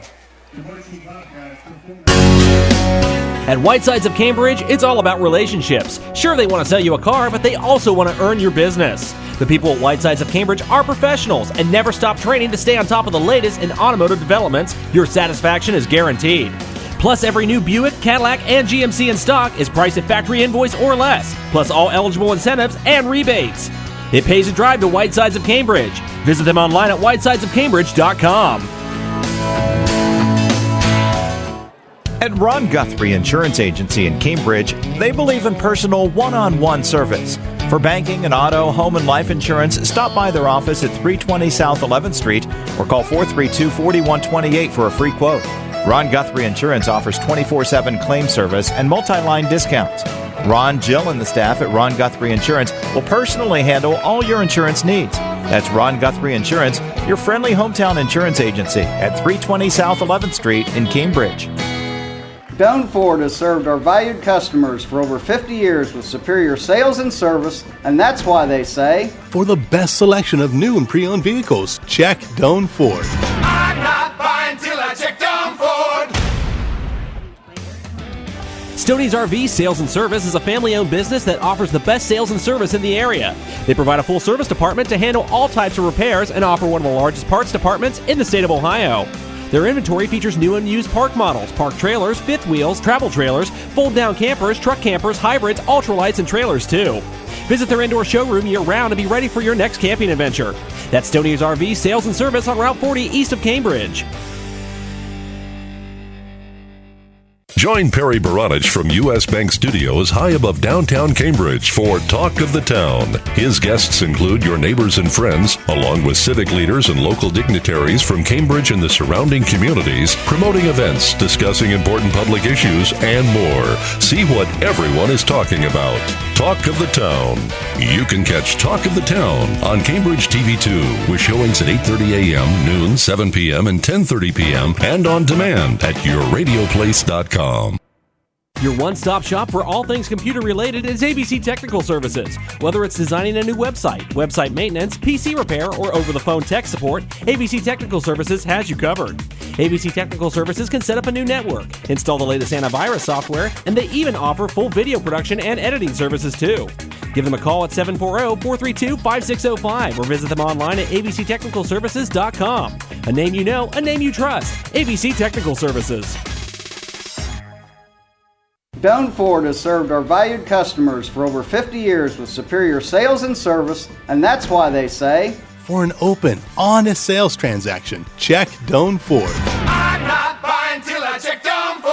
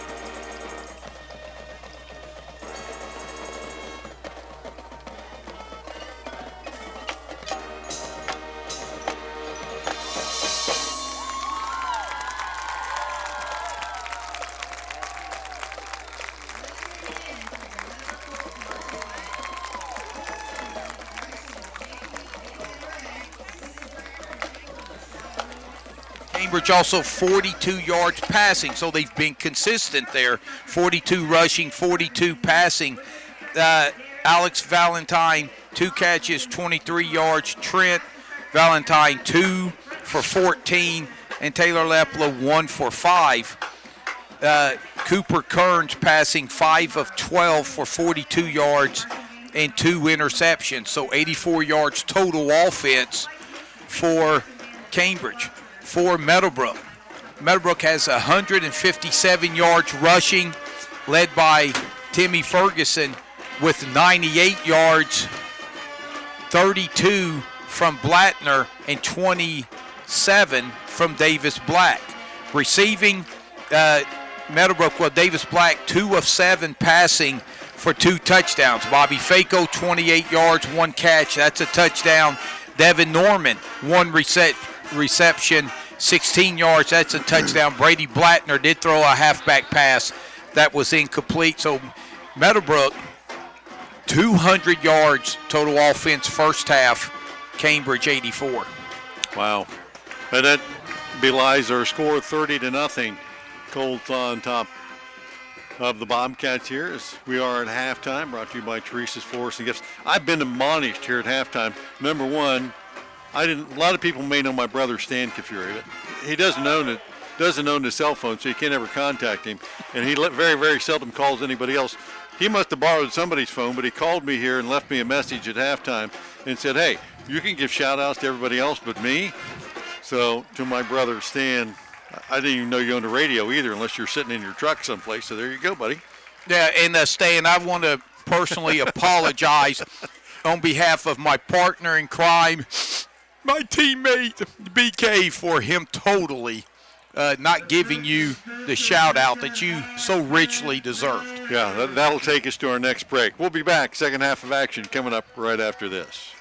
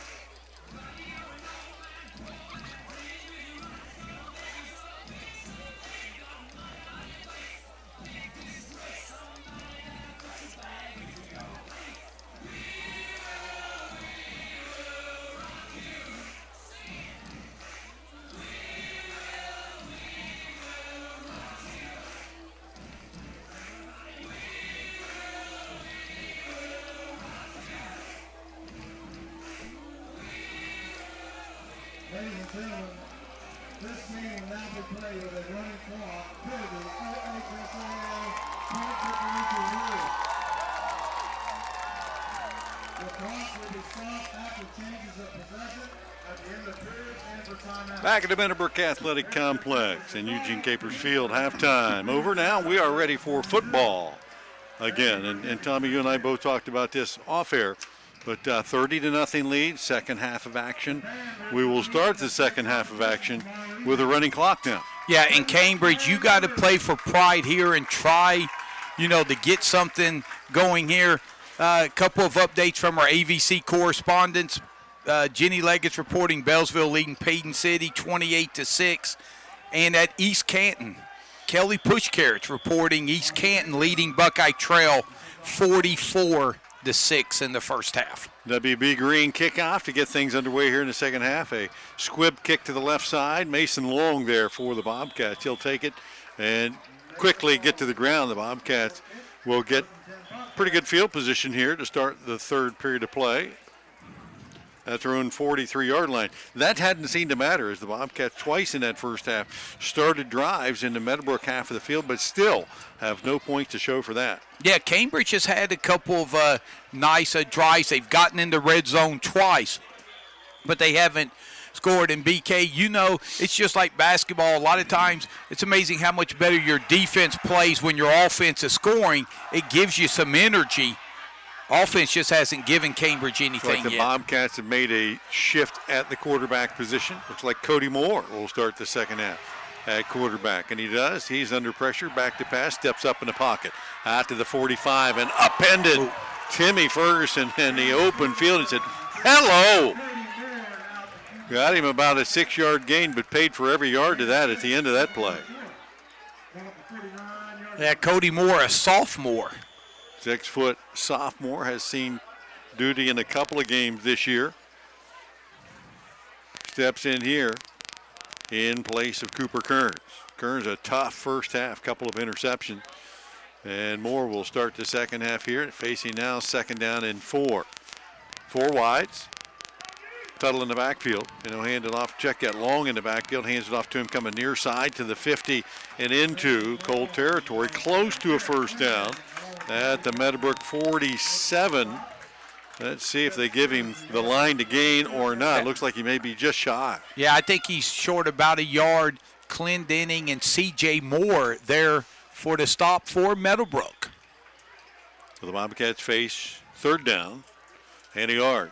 And really, you might say at this point, and in this situation, for all intent and purposes, the Cats in 4-down territory, down 30-0. They'll send 2 wides left, 1 to the right side. Long in the backfield, takes the handoff straight ahead. Met at the line of scrimmage, nothing. Brady Blattner. Yeah. Have we said that 10 times or more? I'm telling you, this kid is special. Fourth down. He's been playing linebacker. He's been playing since a freshman, but starting linebacker since his sophomore year. And like I said, he's an amazing. He plays downhill. Yes. Downhill hard. And so the Cats now facing fourth down and a yard. They've already turned it over twice tonight on down. Handoff Long to the right side. Skirts past the defender in the backfield and narrowly gets to the first down marker and maybe a yard or 2 more. Tyreek Mitchell and Clendenning on the tackle. That was great second effort by Long. He was hit in the backfield. He was. But kept the legs churning. Somebody had to account for Blattner that time. That's one of the few times he hasn't been in on a tackle. I'm telling you. I'm sure when they X and O that, there's a lot of line going to him with a little T on it, but that's not happening, folks. First and 10, Cats from the Meadowbrook 45. Running clock, 8:40 left here in the third. Latrell Payton on the handoff off the right side, and he'll lower his shoulders and gain a few. Faco on the stop. That time for the Colts. So that's about a 3-yard pickup. Bobcats shuffling in a couple of fresh bodies here. Early third period. Devontae Best will split out wide to the left. Trent Valentine in the slot left side. 2 wide to the right as well. Moore takes the snap, back to pass, fires it, and there should be a flag, and there is. As Connor Lepla, who wears number 10, had another number 10 jersey all over his back at that time as Easton Black was tackling Lepla before the ball even got there. Hold up, partner. I'm going to throw my flag on that one as well. Lepla, no need for instant replay on that one. We got it. Easton Black, who loves the man-to-man coverage, just got beat inside right there and wrapped Lepla up well before the ball got there. Now that should be another Bobcat first down via the penalty, keeping this drive alive. Let's see, they'll mark it at the 35-yard line, 1st and 10. Yeah, they've got to get the chain gang. On the same page as everyone else, yeah. Well, I don't. Yeah, finally they moved the chains. Coach Gunn asking them over there, well, the chains aren't moving. And the official finally gets the guys holding the chains to move them down a little bit, and they do. 1st and 10 Cats at the 36, 6:40 and counting. Low snap, handoff, straight ahead, Payton, and Blattner again. If he's got one tackle, he's got 15 tonight. Brady Blattner on the stop of Payton that time. A short gain of a yard for the Cats. Yeah, and Payton, a sophomore. The Cats got a lot of young guys. They started the year with a lot of them. They got a lot more in there right now. 2nd down 9 from the Colt 31. First drive of the second half has taken nearly 6 minutes off the clock, a running clock. Moore on the play action. Fires it out in the right flat and just a hair late. Intended out there for his receiver. That is Aaron Johnson, and the defender got there. Easton Black got there about the same time and nearly had that one going the other way. And those incomplete passes now do not stop the clock. So the clock continues down to the 5.5 mark, and the Cats facing 3rd and 8. But Easton Black, again, at 6'4", he'll sit on those underneath patterns because if you try to go deep, he has closing speed, and that's where, again, if he gets close to you, 6'4" is tough to complete on. Moore takes the snap, rolls to his left, steps up in the pocket, and he'll go down. Faco on the 4th down play drags him down, and the Bobcats once again will turn it over on down. That was 3rd down. This is 4th down. And that's almost the instant replay of what we saw from Cooper Kearns in the first half. Nobody open. You tuck it and go, and there's nowhere to go. Yeah, and I believe that was about a 2-yard loss. Now they got him back to the line of scrimmage there. It'd be 4th down and 9. 3 wide to the right. Lepla and both Valentine. Moore takes the snap, looks that way, now back to his left, fires it over to his intended receiver coming out of the backfield, and that was Logan Tuttle, and underthrew him. And that wouldn't have been enough for the first down had he caught it. So on the change of possession, the clock does stop at 4:35 left here in the 3rd, 30-0 Colts. And again, Meadowbrook, they're just sitting down tight on all the underneath patterns, daring Cambridge to throw the ball downfield. Cambridge has done that 1 time or 2 times, and both of them were picked off. Colts, 1st and 10 from their own 32. Davis Black hands it off Ferguson, left side. Cuts it up and will be taken down for a short gain. And David Moore on the stop for the Bobcats after a gain of about a yard. Colts, great success in the first half running the ball as Garrett Clendenning checks into the backfield. And Ferguson unofficially 99 yards. Clendenning heads to the slot left side. Ferguson. Check at, direct snap to Ferguson. Yeah, and straight ahead like he's shot out of a cannon. Takes him across midfield. Logan Tuttle will run him out of bounds near the 40-yard line of the Bobcats, but boom, He was in the secondary before anybody knew he had the ball. Yeah, and that's right. Going to be about a 28-yard gain for Ferguson. That'll get him over the century mark, right? Oh, absolutely, yeah. Now 127. Over 1,100 yards on the season. 1st and 10 from the Bobcat 40-yard line. 3:15 left here in the third. Ferguson stays in the backfield with Blattner here. 1st and 10. Takes the snap this time. Fakes it to Blattner. And on the keeper won't get much. Connor Lepla on the first hit along with Trent Valentine.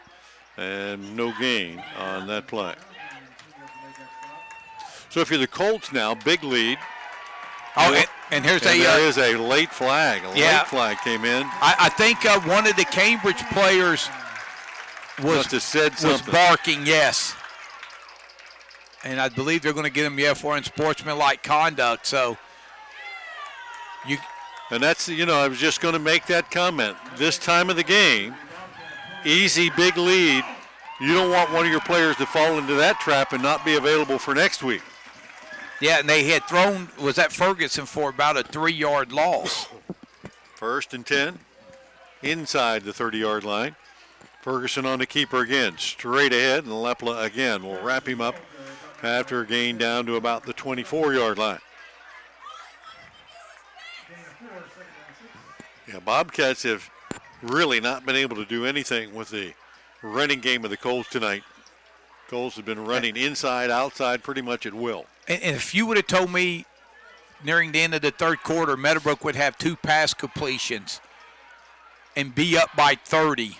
There's something wrong with that picture, right? You could have sold me a lot of things right there. This has just been an unbelievable ground and pound performance by the Colts. 2nd and 6. Handoff. Ferguson right side into the secondary. 15, 10, 5. And finally brought down Trent Valentine. And David Moore inside, we'll call him at the 5-yard line as he was sprinting to the end zone. Again, Colts looking to put the exclamation point on this one down to the final minute here in the third period. Davis Black, low snap, bounce back there, and he'll hand it off to Ferguson and let him take the punishment as Lepla and Kobe Berger there to tag him down about the 10-yard line. Yeah, Cambridge came with an all-out blitz, a low snap, and Ferguson had no chance there as he's going to lose 5. They'll mark the line of scrimmage to the 9-yard line. Black in the backfield with 3 receivers to his left. Ferguson off to his right side. And now Ferguson will shift to the left. Bobcats bringing a heat run the option to the left side, and on the keeper, beautiful fake that time by Davis Black. Fake the pitch to Ferguson. The defense bit, and Black will take it in untouched from 8 yards out. His second score of the night. Can we officially say hammer, nail, coffin, Meadowbrook is playoff bound? Yeah, I think at this point, and then now you got to start thinking, do we keep our, got to keep our guys healthy for next year. You don't want anybody to get involved in some kind of altercation and maybe get ejected from this one, because things can sometimes get chippy in these rivalries. Try for 2. Direct snap, Blattner straight ahead, and again, he'll take it in for the 2-point conversion.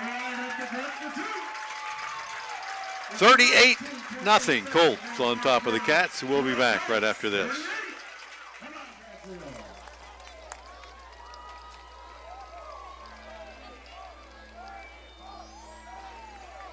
There will be a first quarter party tonight with the youngsters down at the Youth Center. That will go on for them guys to 11:30. All the youngsters will come out and enjoy food truck also. Thank you. You still have that phone up there if you lost the phone.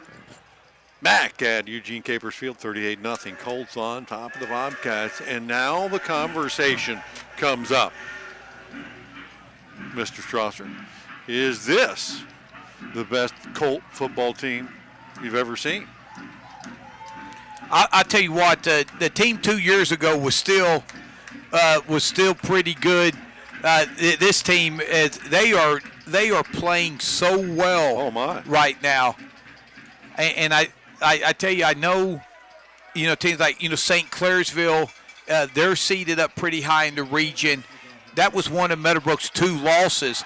That one was a shootout, 48-39. Carrollton, and Cambridge beat Carrollton. Yeah, and I think Meadowbrook, if they got another chance, they would love a matchup like that. But Baco, WB Green kickoff, back to Tuttle at the 18-yard line, brings it out to the 20, the 30, and across the 35-yard line before Clendenning rings him down in the open field. And the Bobcats down 38-0 now with 1 second left here in the third period. We'll probably quickly transition to the fourth period. Bobcats will start at their own 37. And that indeed does end up being the final play of the third period. We'll take a break and be back with the fourth period here on ESPN Cambridge right after this.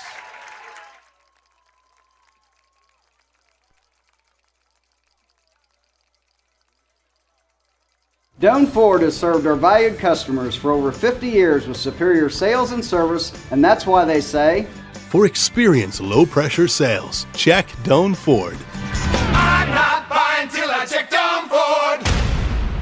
Join Perry Baranich from U.S. Bank Studios high above downtown Cambridge for Talk of the Town. His guests include your neighbors and friends, along with civic leaders and local dignitaries from Cambridge and the surrounding communities, promoting events, discussing important public issues, and more. See what everyone is talking about. Talk of the Town. You can catch Talk of the Town on Cambridge TV2 with showings at 8:30 a.m., noon, 7 p.m., and 10:30 p.m., and on demand at yourradioplace.com. Doan Ford has served our valued customers for over 50 years with superior sales and service, and that's why they say, For the best selection of new and pre-owned vehicles, check Doan Ford. I'm not buying till I check Doan Ford. Quarterback takes the snap, hands it off Mason Long. Off the right side, he'll pick his way out across the 40-yard line. Pickup of about 5 on that first down carry. And the amazing part is, if Claymont doesn't get beat into waning seconds last night, Meadowbrook would still need help to get into the playoffs. And this would be a pretty good 8-2 team to be sitting at home. So I guess justice. And it's good that you have that opportunity yourself to play your way in there. Latrell Payton, handoff, left side, not gonna happen. Bam! Devin Norman came shooting across from his outside backer spot, and he'll throw Payton for about a 5-yard loss. And BK, you've coached football. You've got the game, you've got the victory. As a coach, if you've got a goose egg up there, you want the shutout. You do, but you're also right now probably thinking, all right, next week is coming. Yes. I want to make sure that all of my key guys are going to play in that game and they're going to be healthy, and we're not going to get something crazy happen here in the last minute. Third down long for the Bobcat, 10.5 left, fourth quarter. Moore takes the snap, fires it down the seam, has a man there, tipped, and then nearly caught on the tip. Intended for Alex Valentine, tipped away.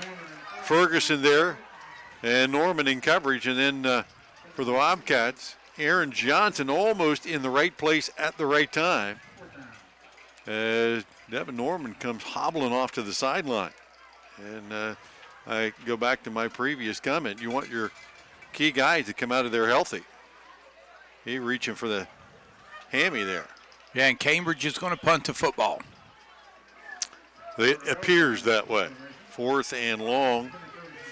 Connor Alshire back in punt formation. Ferguson back. High snap. Here comes the rush, and nearly another block kick as Clendenning sold out that time and just missed it. As the ball takes a Bobcat bounce all the way down to the 10-yard line. But let me tell you what, 38-0, and you got a guy like that selling out, throwing his body at a ball, trying to block it when it really means nothing at this point. But that's part of what the rivalry means right there. Yeah, and the thing is, one of the best news for Meadowbrook, you mentioned Clendenning, you mentioned Timmy Ferguson. They're sophomores. Yeah. But, some guys know no other way to play than hard all the time. Doesn't matter what the score is. If I'm in the game, coach, I'm going 200%. Yeah, and speaking of Clendenning, he was in the backfield. They just moved him to the wing. Yeah, he's up in the slot to the right side. 3 receivers right for Davis Black. Ferguson offset to his right side. 1st and 10 from the 11-yard line. Bobcats bringing the blitz, hand it off to Ferguson, and the Bobcats will converge on him. Tyler Klein on the stop at the line of scrimmage. No gain for the Colts on that first down play. That'll kick the clock back into action. Under 9 minutes left in this game. So the Colts are going to move to 8 into a perfect record in ECOL play. And looking forward then next week to who they might play. And we'll talk more about that as this game winds down. But who they might play next week. Back to pass. Black, and sacked back there by Kobe Berger, came shooting in, and Black right at the 1-yard line. He thought better of going a little bit deeper into the end zone and giving up 2 points there, but Cody Berger got in there quickly. And what can you say about Cody Berger? This kid has brought it since the first quarter. He has played extremely well in his last game of his high school career. So now the Colts backed up into their own end zone, facing 3rd and about 20. Will take the snap from the end zone. Ferguson, well, they may actually go into a punt formation here, 3rd and long, and indeed they will. Davis Black will step back, and he'll do the quick kick and get it out of trouble out near the 40-yard line, and the Bobcats try to go back and jump on it, and then the Colts come up with it. Clendenning comes out there with the ball, but let's see. Trent Valentine was back there and on it. And they'll say Colt ball. Yes. And hey, let's not overlook the fact, BK, I think for the first time since the 2004-2005 season, there has been a quick kick, a 3rd down punt in high school football, and what a great call for that, and you come up with the turnover. But Trent Valentine could have let that ball lay. Instead, he jumped on it and mishandled it, and Clendenning came up with a loose ball rolling around on the ground. The Colt drive continues here with 7:17 to go on their own 45. Back to pass, Davis Black, and under pressure as he had Connor Lepla dragging him down. He'll throw it away, intended out on the right side there for Devin Norman. Yeah, and I believe that's the 3rd turnover for the Cats. So the Cats fumble that one away before they can even get possession. And why you don't just let it die on the turf, because it wasn't like he was going to get away with anything there. You weren't gaining any yardage. You were just risking losing the ball, which is exactly what happened. 2nd and 10, Colts from their own 44. Bunch formation to the left. Quick pitch that way to Blattner. Has the 45 out to the 50. Lowers his head and shoulders. And took Kobe Berger on one-on-one. Wow. Berger stopped him, but that was a collision between mass and an immovable object. Probably 2 of the best hitters on the field tonight. Right. Meeting, and that's about a gain of 6 for Blattner. Good tackle by Berger, but Blattner does pick up the 6 yards, and now 3rd and 4 for the Colts right from the midfield stripe. Again, that tight bunch formation to the left. And on the fake end around, Black under pressure, and David Moore first pressure in there, then Dostal came in to finish him up along with Cooper Conte, and that will be a loss on the play. Colts showing some razzle-dazzle there, looking down the field to Easton Black. He was well covered, but Davis Black had no time to throw that ball down the field. Yeah, and I believe that may be the first sack of the night for Cambridge. Well, previous series, I think. Oh, yeah. Yeah. Okay, take that back, yes. So now Black back again in that short punt formation set, and they'll pooch it away on 4th down. This time Valentine back will haul it in at the 24-yard line. Work up the left side to the 25, 30, and then slips down across the 30-yard line. Trent Valentine, as the Colts forced to punt it away that time. And the Cats down 38-0, 5:10 left here in the 4th period of play. And the Cats take over at their own 33. So Meadowbrook will move on to the playoffs. John Glenn will move on to Week 11. Shenandoah, I think with their win tonight, has a great chance. They may have to wait, but they're looking good as well, so could have 3 teams in the area locally advancing. Less than 5 minutes to play. Bobcats hustling on the 11th player as they go 4 wides. Cody Moore at the helm. And the handoff to Logan Tuttle left side. Across the 30, out to the 35, and knocked out of bounds. Getting out of bounds doesn't save you right now because the clock not going to stop with that 38-0 Colt lead.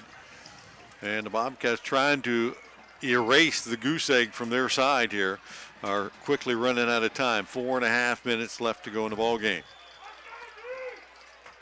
Yeah, not tonight. Cambridge expected coming in, but just really took the knockout early in this game. Colts trying to work in some subs there, and they will take a timeout to try to do that, and we'll take it with them. 4:14 left to go in the ball game. 38-0 Meadowbrook. We'll be back in 30 seconds.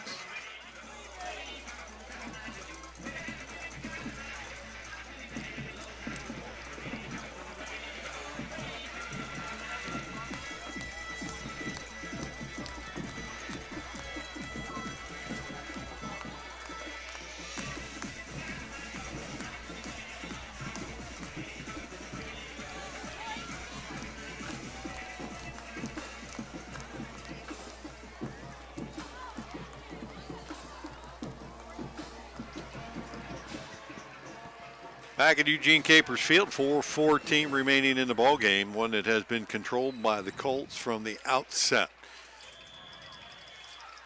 And the Bobcats, one more try to put points on the board here, facing 2nd and 4. Handoff straight ahead, Mason Long. First down and then some across the 45, pushes to the 50-yard line as they stop the clock momentarily to move the sticks. Well, not really. Just officials going through the motions like they're going to do that. Yeah. But a nice run there of about 11 yards. And Clendening on the stop. Some fresh numbers in there for the Colts. And a few stable starters as well. 1st and 10. Latrell Payton. Coming near side, trying to get outside, and Brady Blattner and Timmy Ferguson said, "Not tonight, not in my house." As Payton gets hammered to the turf. Those guys had a full head of steam, and Payton was going laterally and never got his shoulder square to the line of scrimmage. Loss on the play of a couple of yards. Yeah, and again, you can see why it's tough to run outside. Those guys are bringing the heat. Yes. And it would be curious to see just how many tackles Blattner does have tonight. Double digits easy, maybe close to 15. 2nd and long.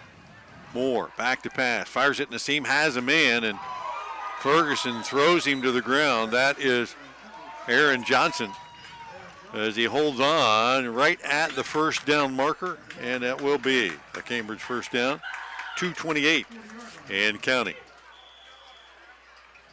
Moore doesn't look like he has quite the zip sometimes that maybe Cooper Kern's pass does, but it's very accurate. That was right on the numbers that time for Johnson. 1st and 10. Handoff. Mason Long, big hole straight up the middle. He'll be squeezed at the line of scrimmage. Short gain there. Fedorky on the stop that time. As the Meadowbrook student section makes their way towards the end zone to get ready to rush the field as we're under 2 minutes.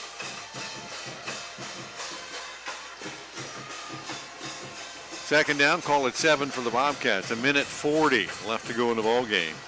And they'll go 4 wide here. Long, back to pass. Steps up, fires a wobbler down the left sideline. Has a man there, Trent Valentine, inside the 10, down to the 5. And the Bobcats with their best chance of the night to try to put points on the board, and Valentine is still down on the field. And looks like a cramp. Maybe a cramp. You don't normally see a cramp on Game 10 night, but it's not normally this warm on Game 10 night either.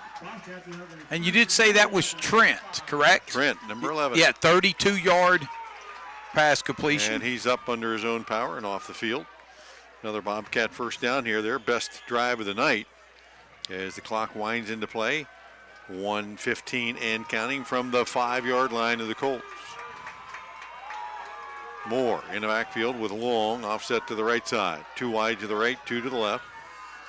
As the Bobcats trying to dent the end zone for the first time. Moore, bad snap, hauls it in and then tried to follow Long through the hole, and there was just nothing there. Clendenny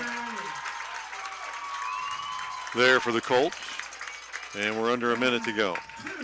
Bobcats can stop the clock if they'd like to. They have 3 timeouts. Trent Valentine comes in with the next play. Colt fans urging their team to keep the 0 on the board. Moore will take the snap, hand it off to Long, and a flag came in for the start of that play. I think Meadowbrook took a timeout. Yeah, I think you're right. So the Colts take the timeout, and we'll grab it with them. 24 seconds left on the clock here. Cats have the ball on the Colts 7-yard line. We'll be back right after this.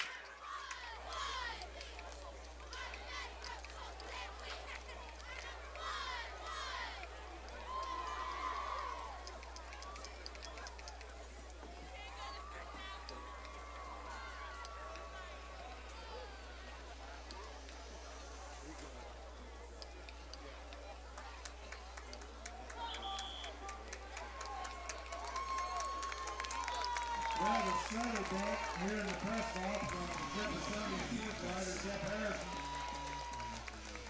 is that we won tonight, we're in the playoffs. Back at Eugene Capers Field, 24 seconds left on the clock. It's all over but the shouting and the final score. The Bobcat trying to punch it in the end zone. Moore takes the snap, fires out in the left flat, and picked off! Coming the other way by the Colts, and that's going to do it there. Who has that ball? I'm still looking for a number.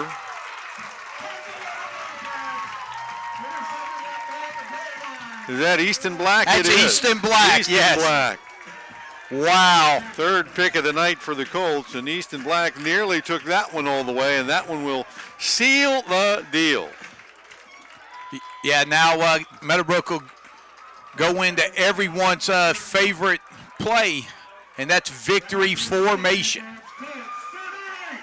Colts need to just take a knee. They won't even do that as the clock wound up. Been a running clock for the whole second half. And that will be the final play of the night as the Colts looking like they're heading to the postseason with a 38-0 win over top of the Bobcats. Congratulations taking place at midfield. We invite you to stay tuned. We'll wrap this one up with our post-game report, give you our stats, cut you caught up on all the other area scores around the area tonight and their implications in playoff play as well. Once again, tonight's final score, Meadowbrook 38, Cambridge 0. We'll be back right after these messages. At Whitesides of Cambridge, it's all about relationships. Sure, they want to sell you a car, but they also want to earn your business. The people at Whitesides of Cambridge are professionals and never stop training to stay on top of the latest in automotive developments. Your satisfaction is guaranteed. Plus, every new Buick, Cadillac, and GMC in stock is priced at factory invoice or less, plus all eligible incentives and rebates. It pays to drive to Whitesides of Cambridge. Visit them online at whitesidesofcambridge.com. At Ron Guthrie Insurance Agency in Cambridge, they believe in personal one-on-one service. For banking and auto, home, and life insurance, stop by their office at 320 South 11th Street or call 432-4128 for a free quote. Ron Guthrie Insurance offers 24/7 claim service and multi-line discounts. Ron, Jill, and the staff at Ron Guthrie Insurance will personally handle all your insurance needs. That's Ron Guthrie Insurance, your friendly hometown insurance agency at 320 South 11th Street in Cambridge. Doan Ford has served our valued customers for over 50 years with superior sales and service, and that's why they say, for the best selection of new and pre-owned vehicles, check Doan Ford. I'm not buying till I check Doan Ford. Stoney's RV Sales and Service is a family-owned business that offers the best sales and service in the area. They provide a full service department to handle all types of repairs and offer one of the largest parts departments in the state of Ohio. Their inventory features new and used park models, park trailers, fifth wheels, travel trailers, fold-down campers, truck campers, hybrids, ultralights, and trailers too. Visit their indoor showroom year-round to be ready for your next camping adventure. That's Stoney's RV Sales and Service on Route 40 east of Cambridge. Join Perry Baranich from U.S. Bank Studios high above downtown Cambridge for Talk of the Town. His guests include your neighbors and friends, along with civic leaders and local dignitaries from Cambridge and the surrounding communities, promoting events, discussing important public issues, and more. See what everyone is talking about. Talk of the Town. You can catch Talk of the Town on Cambridge TV2 with showings at 8:30 a.m., noon, 7 p.m., and 10:30 p.m. and on demand at yourradioplace.com. Your one-stop shop for all things computer-related is ABC Technical Services. Whether it's designing a new website, website maintenance, PC repair, or over-the-phone tech support, ABC Technical Services has you covered. ABC Technical Services can set up a new network, install the latest antivirus software, and they even offer full video production and editing services too. Give them a call at 740-432-5605 or visit them online at abctechnicalservices.com. A name you know, a name you trust. ABC Technical Services. Doan Ford has served our valued customers for over 50 years with superior sales and service, and that's why they say, for an open, honest sales transaction, check Doan Ford. I'm not buying till I check Doan Ford. Run. And the Colts would extend their lead at the 10-minute mark of the second period. The extra point try was no good, making it 22-0. And then Davis Black, another touchdown pass. This one to Devin Norman with 5:26 left in the first half from 16 yards away.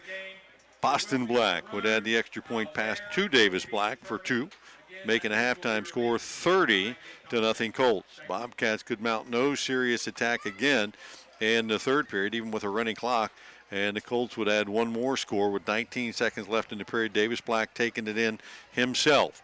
And then Blattner capping things off with the 2-point run. So Blattner tonight had a couple of extra points, had a couple of touchdowns, and by Tommy's estimation, probably maybe 20, 25 tackles.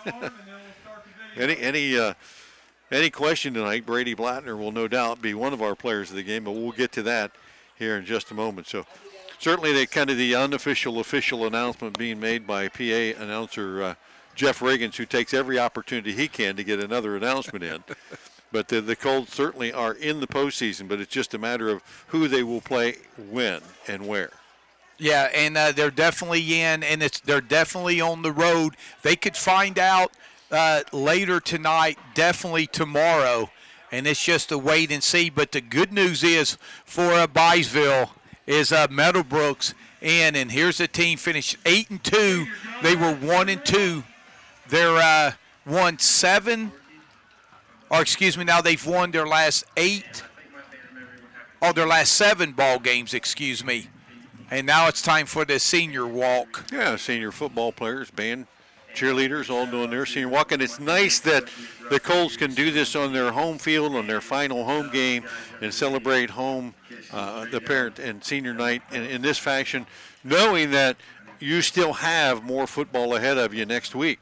And most likely it's going to be an away game, but you'll take what you can get. It's definitely an away game. Yeah, absolutely. So we want to thank Valentine Insurance for sponsoring our post-game wrap-up here. Valentine Insurance in Southgate Parkway in Cambridge. We got a lot of other stuff to get to here as well. So we've got the rundown of the scoring. Let's take a look at a couple of our plays of the game. The play of the game brought to you by Dirty Dog Pet Salon and Sitting.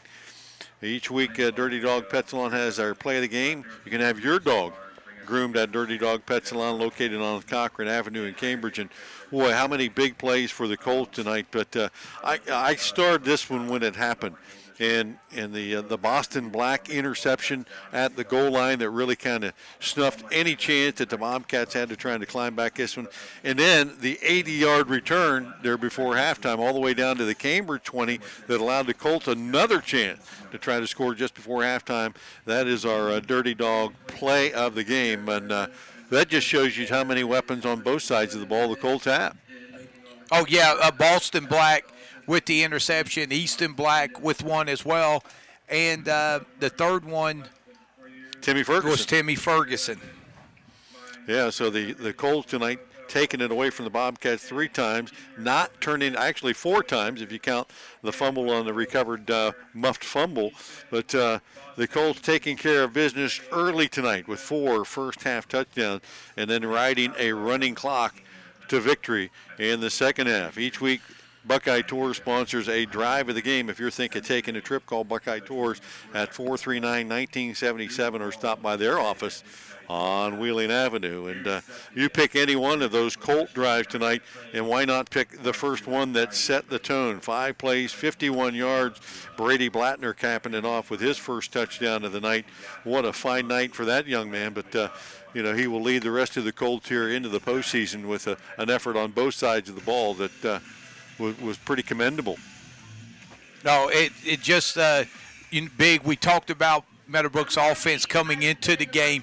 When you look at the total yards, and of course a lot of that was held down by the running clock in the second half. You got to look at the defense. They didn't get a lot of hype coming into this game, but the throw a goose egg up on the board, that's pretty special. Yeah, Blattner with 2 TDs, 2 extra points. He didn't have a lot of yards rushing, but when it got down into the red zone, he had a lot of the dirty work in there tight. But then when you flip it to the other side of the field, what he did defensively tonight, there was not very many times we didn't call his name out on a tackle made by the Colts. He was all over the place. I don't know what the official number is, but it was amazing. Yeah, and don't forget, the underlying credit going to the defensive line, because they did not allow the offensive line to get to the second level. And when you're able to keep the big uglies off of Blattner, and he can just run, from free to the ball. Sideline, and he just ran to Ferguson, Clendenning. These kids come to the football and they come fast, and then defensively your secondary, they can man up, and that way that can allow Boston Black, who had some big hits tonight. He doesn't have to double team anyone because the corners can cover so well. He's able to come down in the box as well to support the run. And just a defensive dominating performance for Meadowbrook. Cambridge got in the red zone twice in the first half and turned it over one time, and one had a big holding call. And then once in the second half they had a chance there at the end of the game, but that turns into another turnover as well. You're listening to our post-game report brought to you by Valentine Insurance. 38-0, the final score tonight. Colts punching their ticket to the postseason, finishing 8-2 on the season. The Bobcats will finish up a disappointing 3-7, but a lot of youth on that team and hopes to rebound next year. Player of the game each week, sponsored by Crino's Pizza of Cambridge. We got a couple of them here tonight. They'll get a large one-item pizza, 2 liters of pop from Crino's Pizza of Cambridge, who uses only the freshest ingredients. Call Crino's Pizza of Cambridge, 432-2200. For the Colts, Brady Blattner. How could it not be? Blattner tonight, he didn't, like I said, didn't rush for a lot of yards, but boy, when it got in the red zone, he knew where to take it. A couple of touchdowns, a couple of extra points, and a dozen plus probably tackles on the night as well. And for the Bobcats, his compatriot cohort, so to speak, Kobe Berger, from his middle linebacker spot. We call his name out a lot every week. He came up with a couple of big plays late, but certainly not enough. Too many weapons for the Colts tonight. And, statistically, it probably looks like a runaway, although that running clock in the second half is probably going to null some of that look. But the Colts had the Cats dominated in the first half, had to do more of that in the second. Yeah, and we look at the final game stats real quickly for Cambridge, 69 yards rushing. They were led by Long with 40 yards. Total had 21. Peyton had 19. 86 yards passing. Kearns with 42. Moore played the second half with 44 yards passing. So 86 yards passing, 155 yards total offense for the Cats. Alex Valentine with 23 yards receiving. Trent Valentine with 46, Lepla with 5, and Johnson with 12 for Meadowbrook. Let's get to the passing. 2 completions. They didn't throw the ball much. Bobby Faco with 1 catch for 28 yards. It was a touchdown. Devin Norman with 1 catch as well for 16 yards. It was a touchdown. Where Meadowbrook got it done was on the ground, and they just did it from the get-go. 206 yards rushing. Timmy Ferguson led the way with 144. Blattner with 38. Davis Black with 24. Blattner with a couple of touchdowns, as you said. Black and Ferguson with 1 as well. So 206 yards rushing, 43 passing, 249 yards total offense for Meadowbrook. In a game they just really controlled. And you would look at this score, 38-0. You would say 240. That's all that they had, but they had the short field several times, and they took advantage of that. And several turnovers tonight they took advantage of to get that situation. And then with that running clock in the second half, you're not going to have a lot of chances. Yeah, running clock. You're right. Limited their possessions, and Cambridge defense. They fought. To the end, and give them credit for what, as well. They could have just rode over the second half, but they battled and was outscored 8-0 in the second half. Brady Blattner tonight, a couple of touchdowns, 2 extra points. Davis Black, a couple of touchdowns passing, another touchdown rushing. So he increases his record of touchdown passes on the season from 25 to 27. Wow. And not a turnover on the night for the Colts. And, for the Bobcats to have a chance tonight, certainly it was a night that they had to hope the Colts didn't play their best football. And as Coach Twitty said before the game when we talked to him, we're really peaking at the right time. Well, I agree, Coach. You are peaking at the right time. And it would be nice to see that kind of continue into the postseason. This team, depending on their matchup that they get, they're not the same team that played the John Glenn the early part of the season. Yeah, I know Meadowbrook's going to be confident and feel like that they can play with whoever there is in the region. And I think this region is one of the few regions it's wide open because, John Glenn, if they're, coming into tonight as the 5th seed, John Glenn's a pretty good football team. So that just tells you this region is wide open. When you take a look at where everybody was going into tonight, and that doesn't mean that that's where they're going to finish, but the likelihood is there's probably not going to be a lot of shakeup in those top 6 or so. And so you see Newark, Licking Valley in that number 1 spot. They're probably going to stay there. St. Clairsville at 2, Indian Valley at 3. Indian Valley's pretty solid in that 3 spot. St. Clairsville probably going to hold on to that 2 spot. So what it looks like right now is the Colts may be headed to Indian Valley, which is not a long trip. No, and that would be a good matchup. Indian Valley, would be. They love to pound the football at you, so that would definitely be a contrast in styles, even though Meadowbrook showed everybody, put them on notice, hey, we can line up and run the football, and I don't think Cambridge was expecting that tonight. I agree. I know you spend a week probably defensively trying to make sure that you have all of the formations and everybody covered and you know where coverage is and who's got this guy and who's got that guy. And then a team comes out and they don't run the ball in their first 2 series against you and you're down 16-0. Yes. And boom, your game plan is, well, wait a minute, how are we going to stop the run?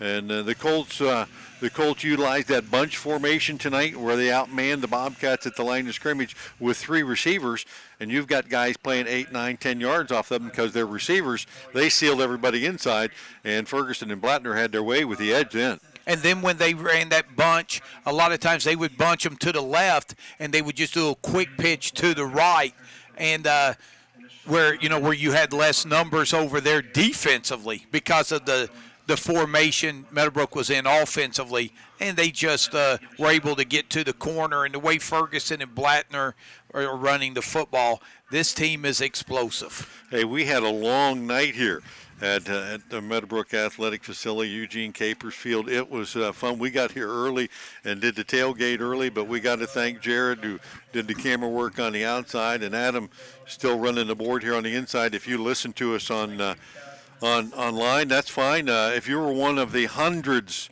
of people that watch us on Facebook or streaming on YRP, we want to thank you there. And if you like it, give us a comment. That's certainly some technology that we plan to probably use a little bit more in the future come basketball season. That was a lot of fun for them, and maybe a lot of work on our part, but if we can make that work again, that's down the road. Yeah, and BK, I'd just like to make one more special announcement. A lot of people know the last couple of years at the end of every football and basketball game as we have signed off, we have asked people to remember Bill Starr in our prayers. Well, Bill Starr, who celebrated his 54th birthday just last Saturday, passed away this morning, giving up his battle with cancer. And for people who know Bill and who got a chance to work with him out at East Guernsey, here's a guy that was admired and respected. And when it comes to all the kids, the lives he touched that way, he was truly loved and adored. Just a special guy. I know, a guy from Arkansas who moved up here. Bill Starr was one of the guys who said, hey, I'm going to give this guy a chance. And when Bill Starr, when he considered you a friend, he had your back for life. And I appreciate all he did for the kids out there at East Guernsey and in Cambridge. He coached softball for Coach Shepard for a number of years, and he just touched so many lives here in Guernsey County. And now we ask for everyone to keep his mom, his wife, Lori, and his 3 beautiful daughters and grandson and the rest of his family and friends in your prayers. His services will be Monday out at Buckeye Trail from 2 to 8, the calling hours, and then the funeral will be Tuesday in Cambridge, I think Methodist Church at 11 o'clock. At 11 o'clock. Yeah, so certainly our thoughts and prayers. And I knew Bill even as a student in high school and a player. I always tell the story on him that even when injured, we could not keep him off the field, that he would always be willing to battle with one arm, and a tremendous competitor, but even a greater person. And there's nothing more that I could add to what you said other than it's amazing. I hope we all have the same opportunity to touch as many lives as he did in this county, because he made the difference in literally hundreds and hundreds of kids' lives, and they will move forward being better people for it. Yeah, and 3 days before he passes away, his 81-year-old college football coach and a couple of teammates drove all the way in from Indiana to see him, and they presented him with a football jersey from Taylor University as well, where he attended college. So, as we mourn Bill's passing, let us all, give thanks to God for the blessings that we all received through his life. Amen, brother. Rest in peace, Bill. Final score once again tonight, Colts 38-0 over top of the Bobcats. We want to thank all of our production crew here tonight, as well as Mike Ritchie back at the station for his work there as well. And we'll let you know where all the postseason action is going to take place. We've got a lot of teams from the area that have made the postseason, and we're going to be doing our best to get those games covered on one of our local AVC channels next week. So check our station website out at yourradioplace.com. We'll keep you up to date on all of the postseason action as well. For the entire AVC team, cashier out tonight. This is Bill Kifuri. Final score here once again from Eugene Capers Field, Meadowbrook 38 and Cambridge 0. Good night, everyone.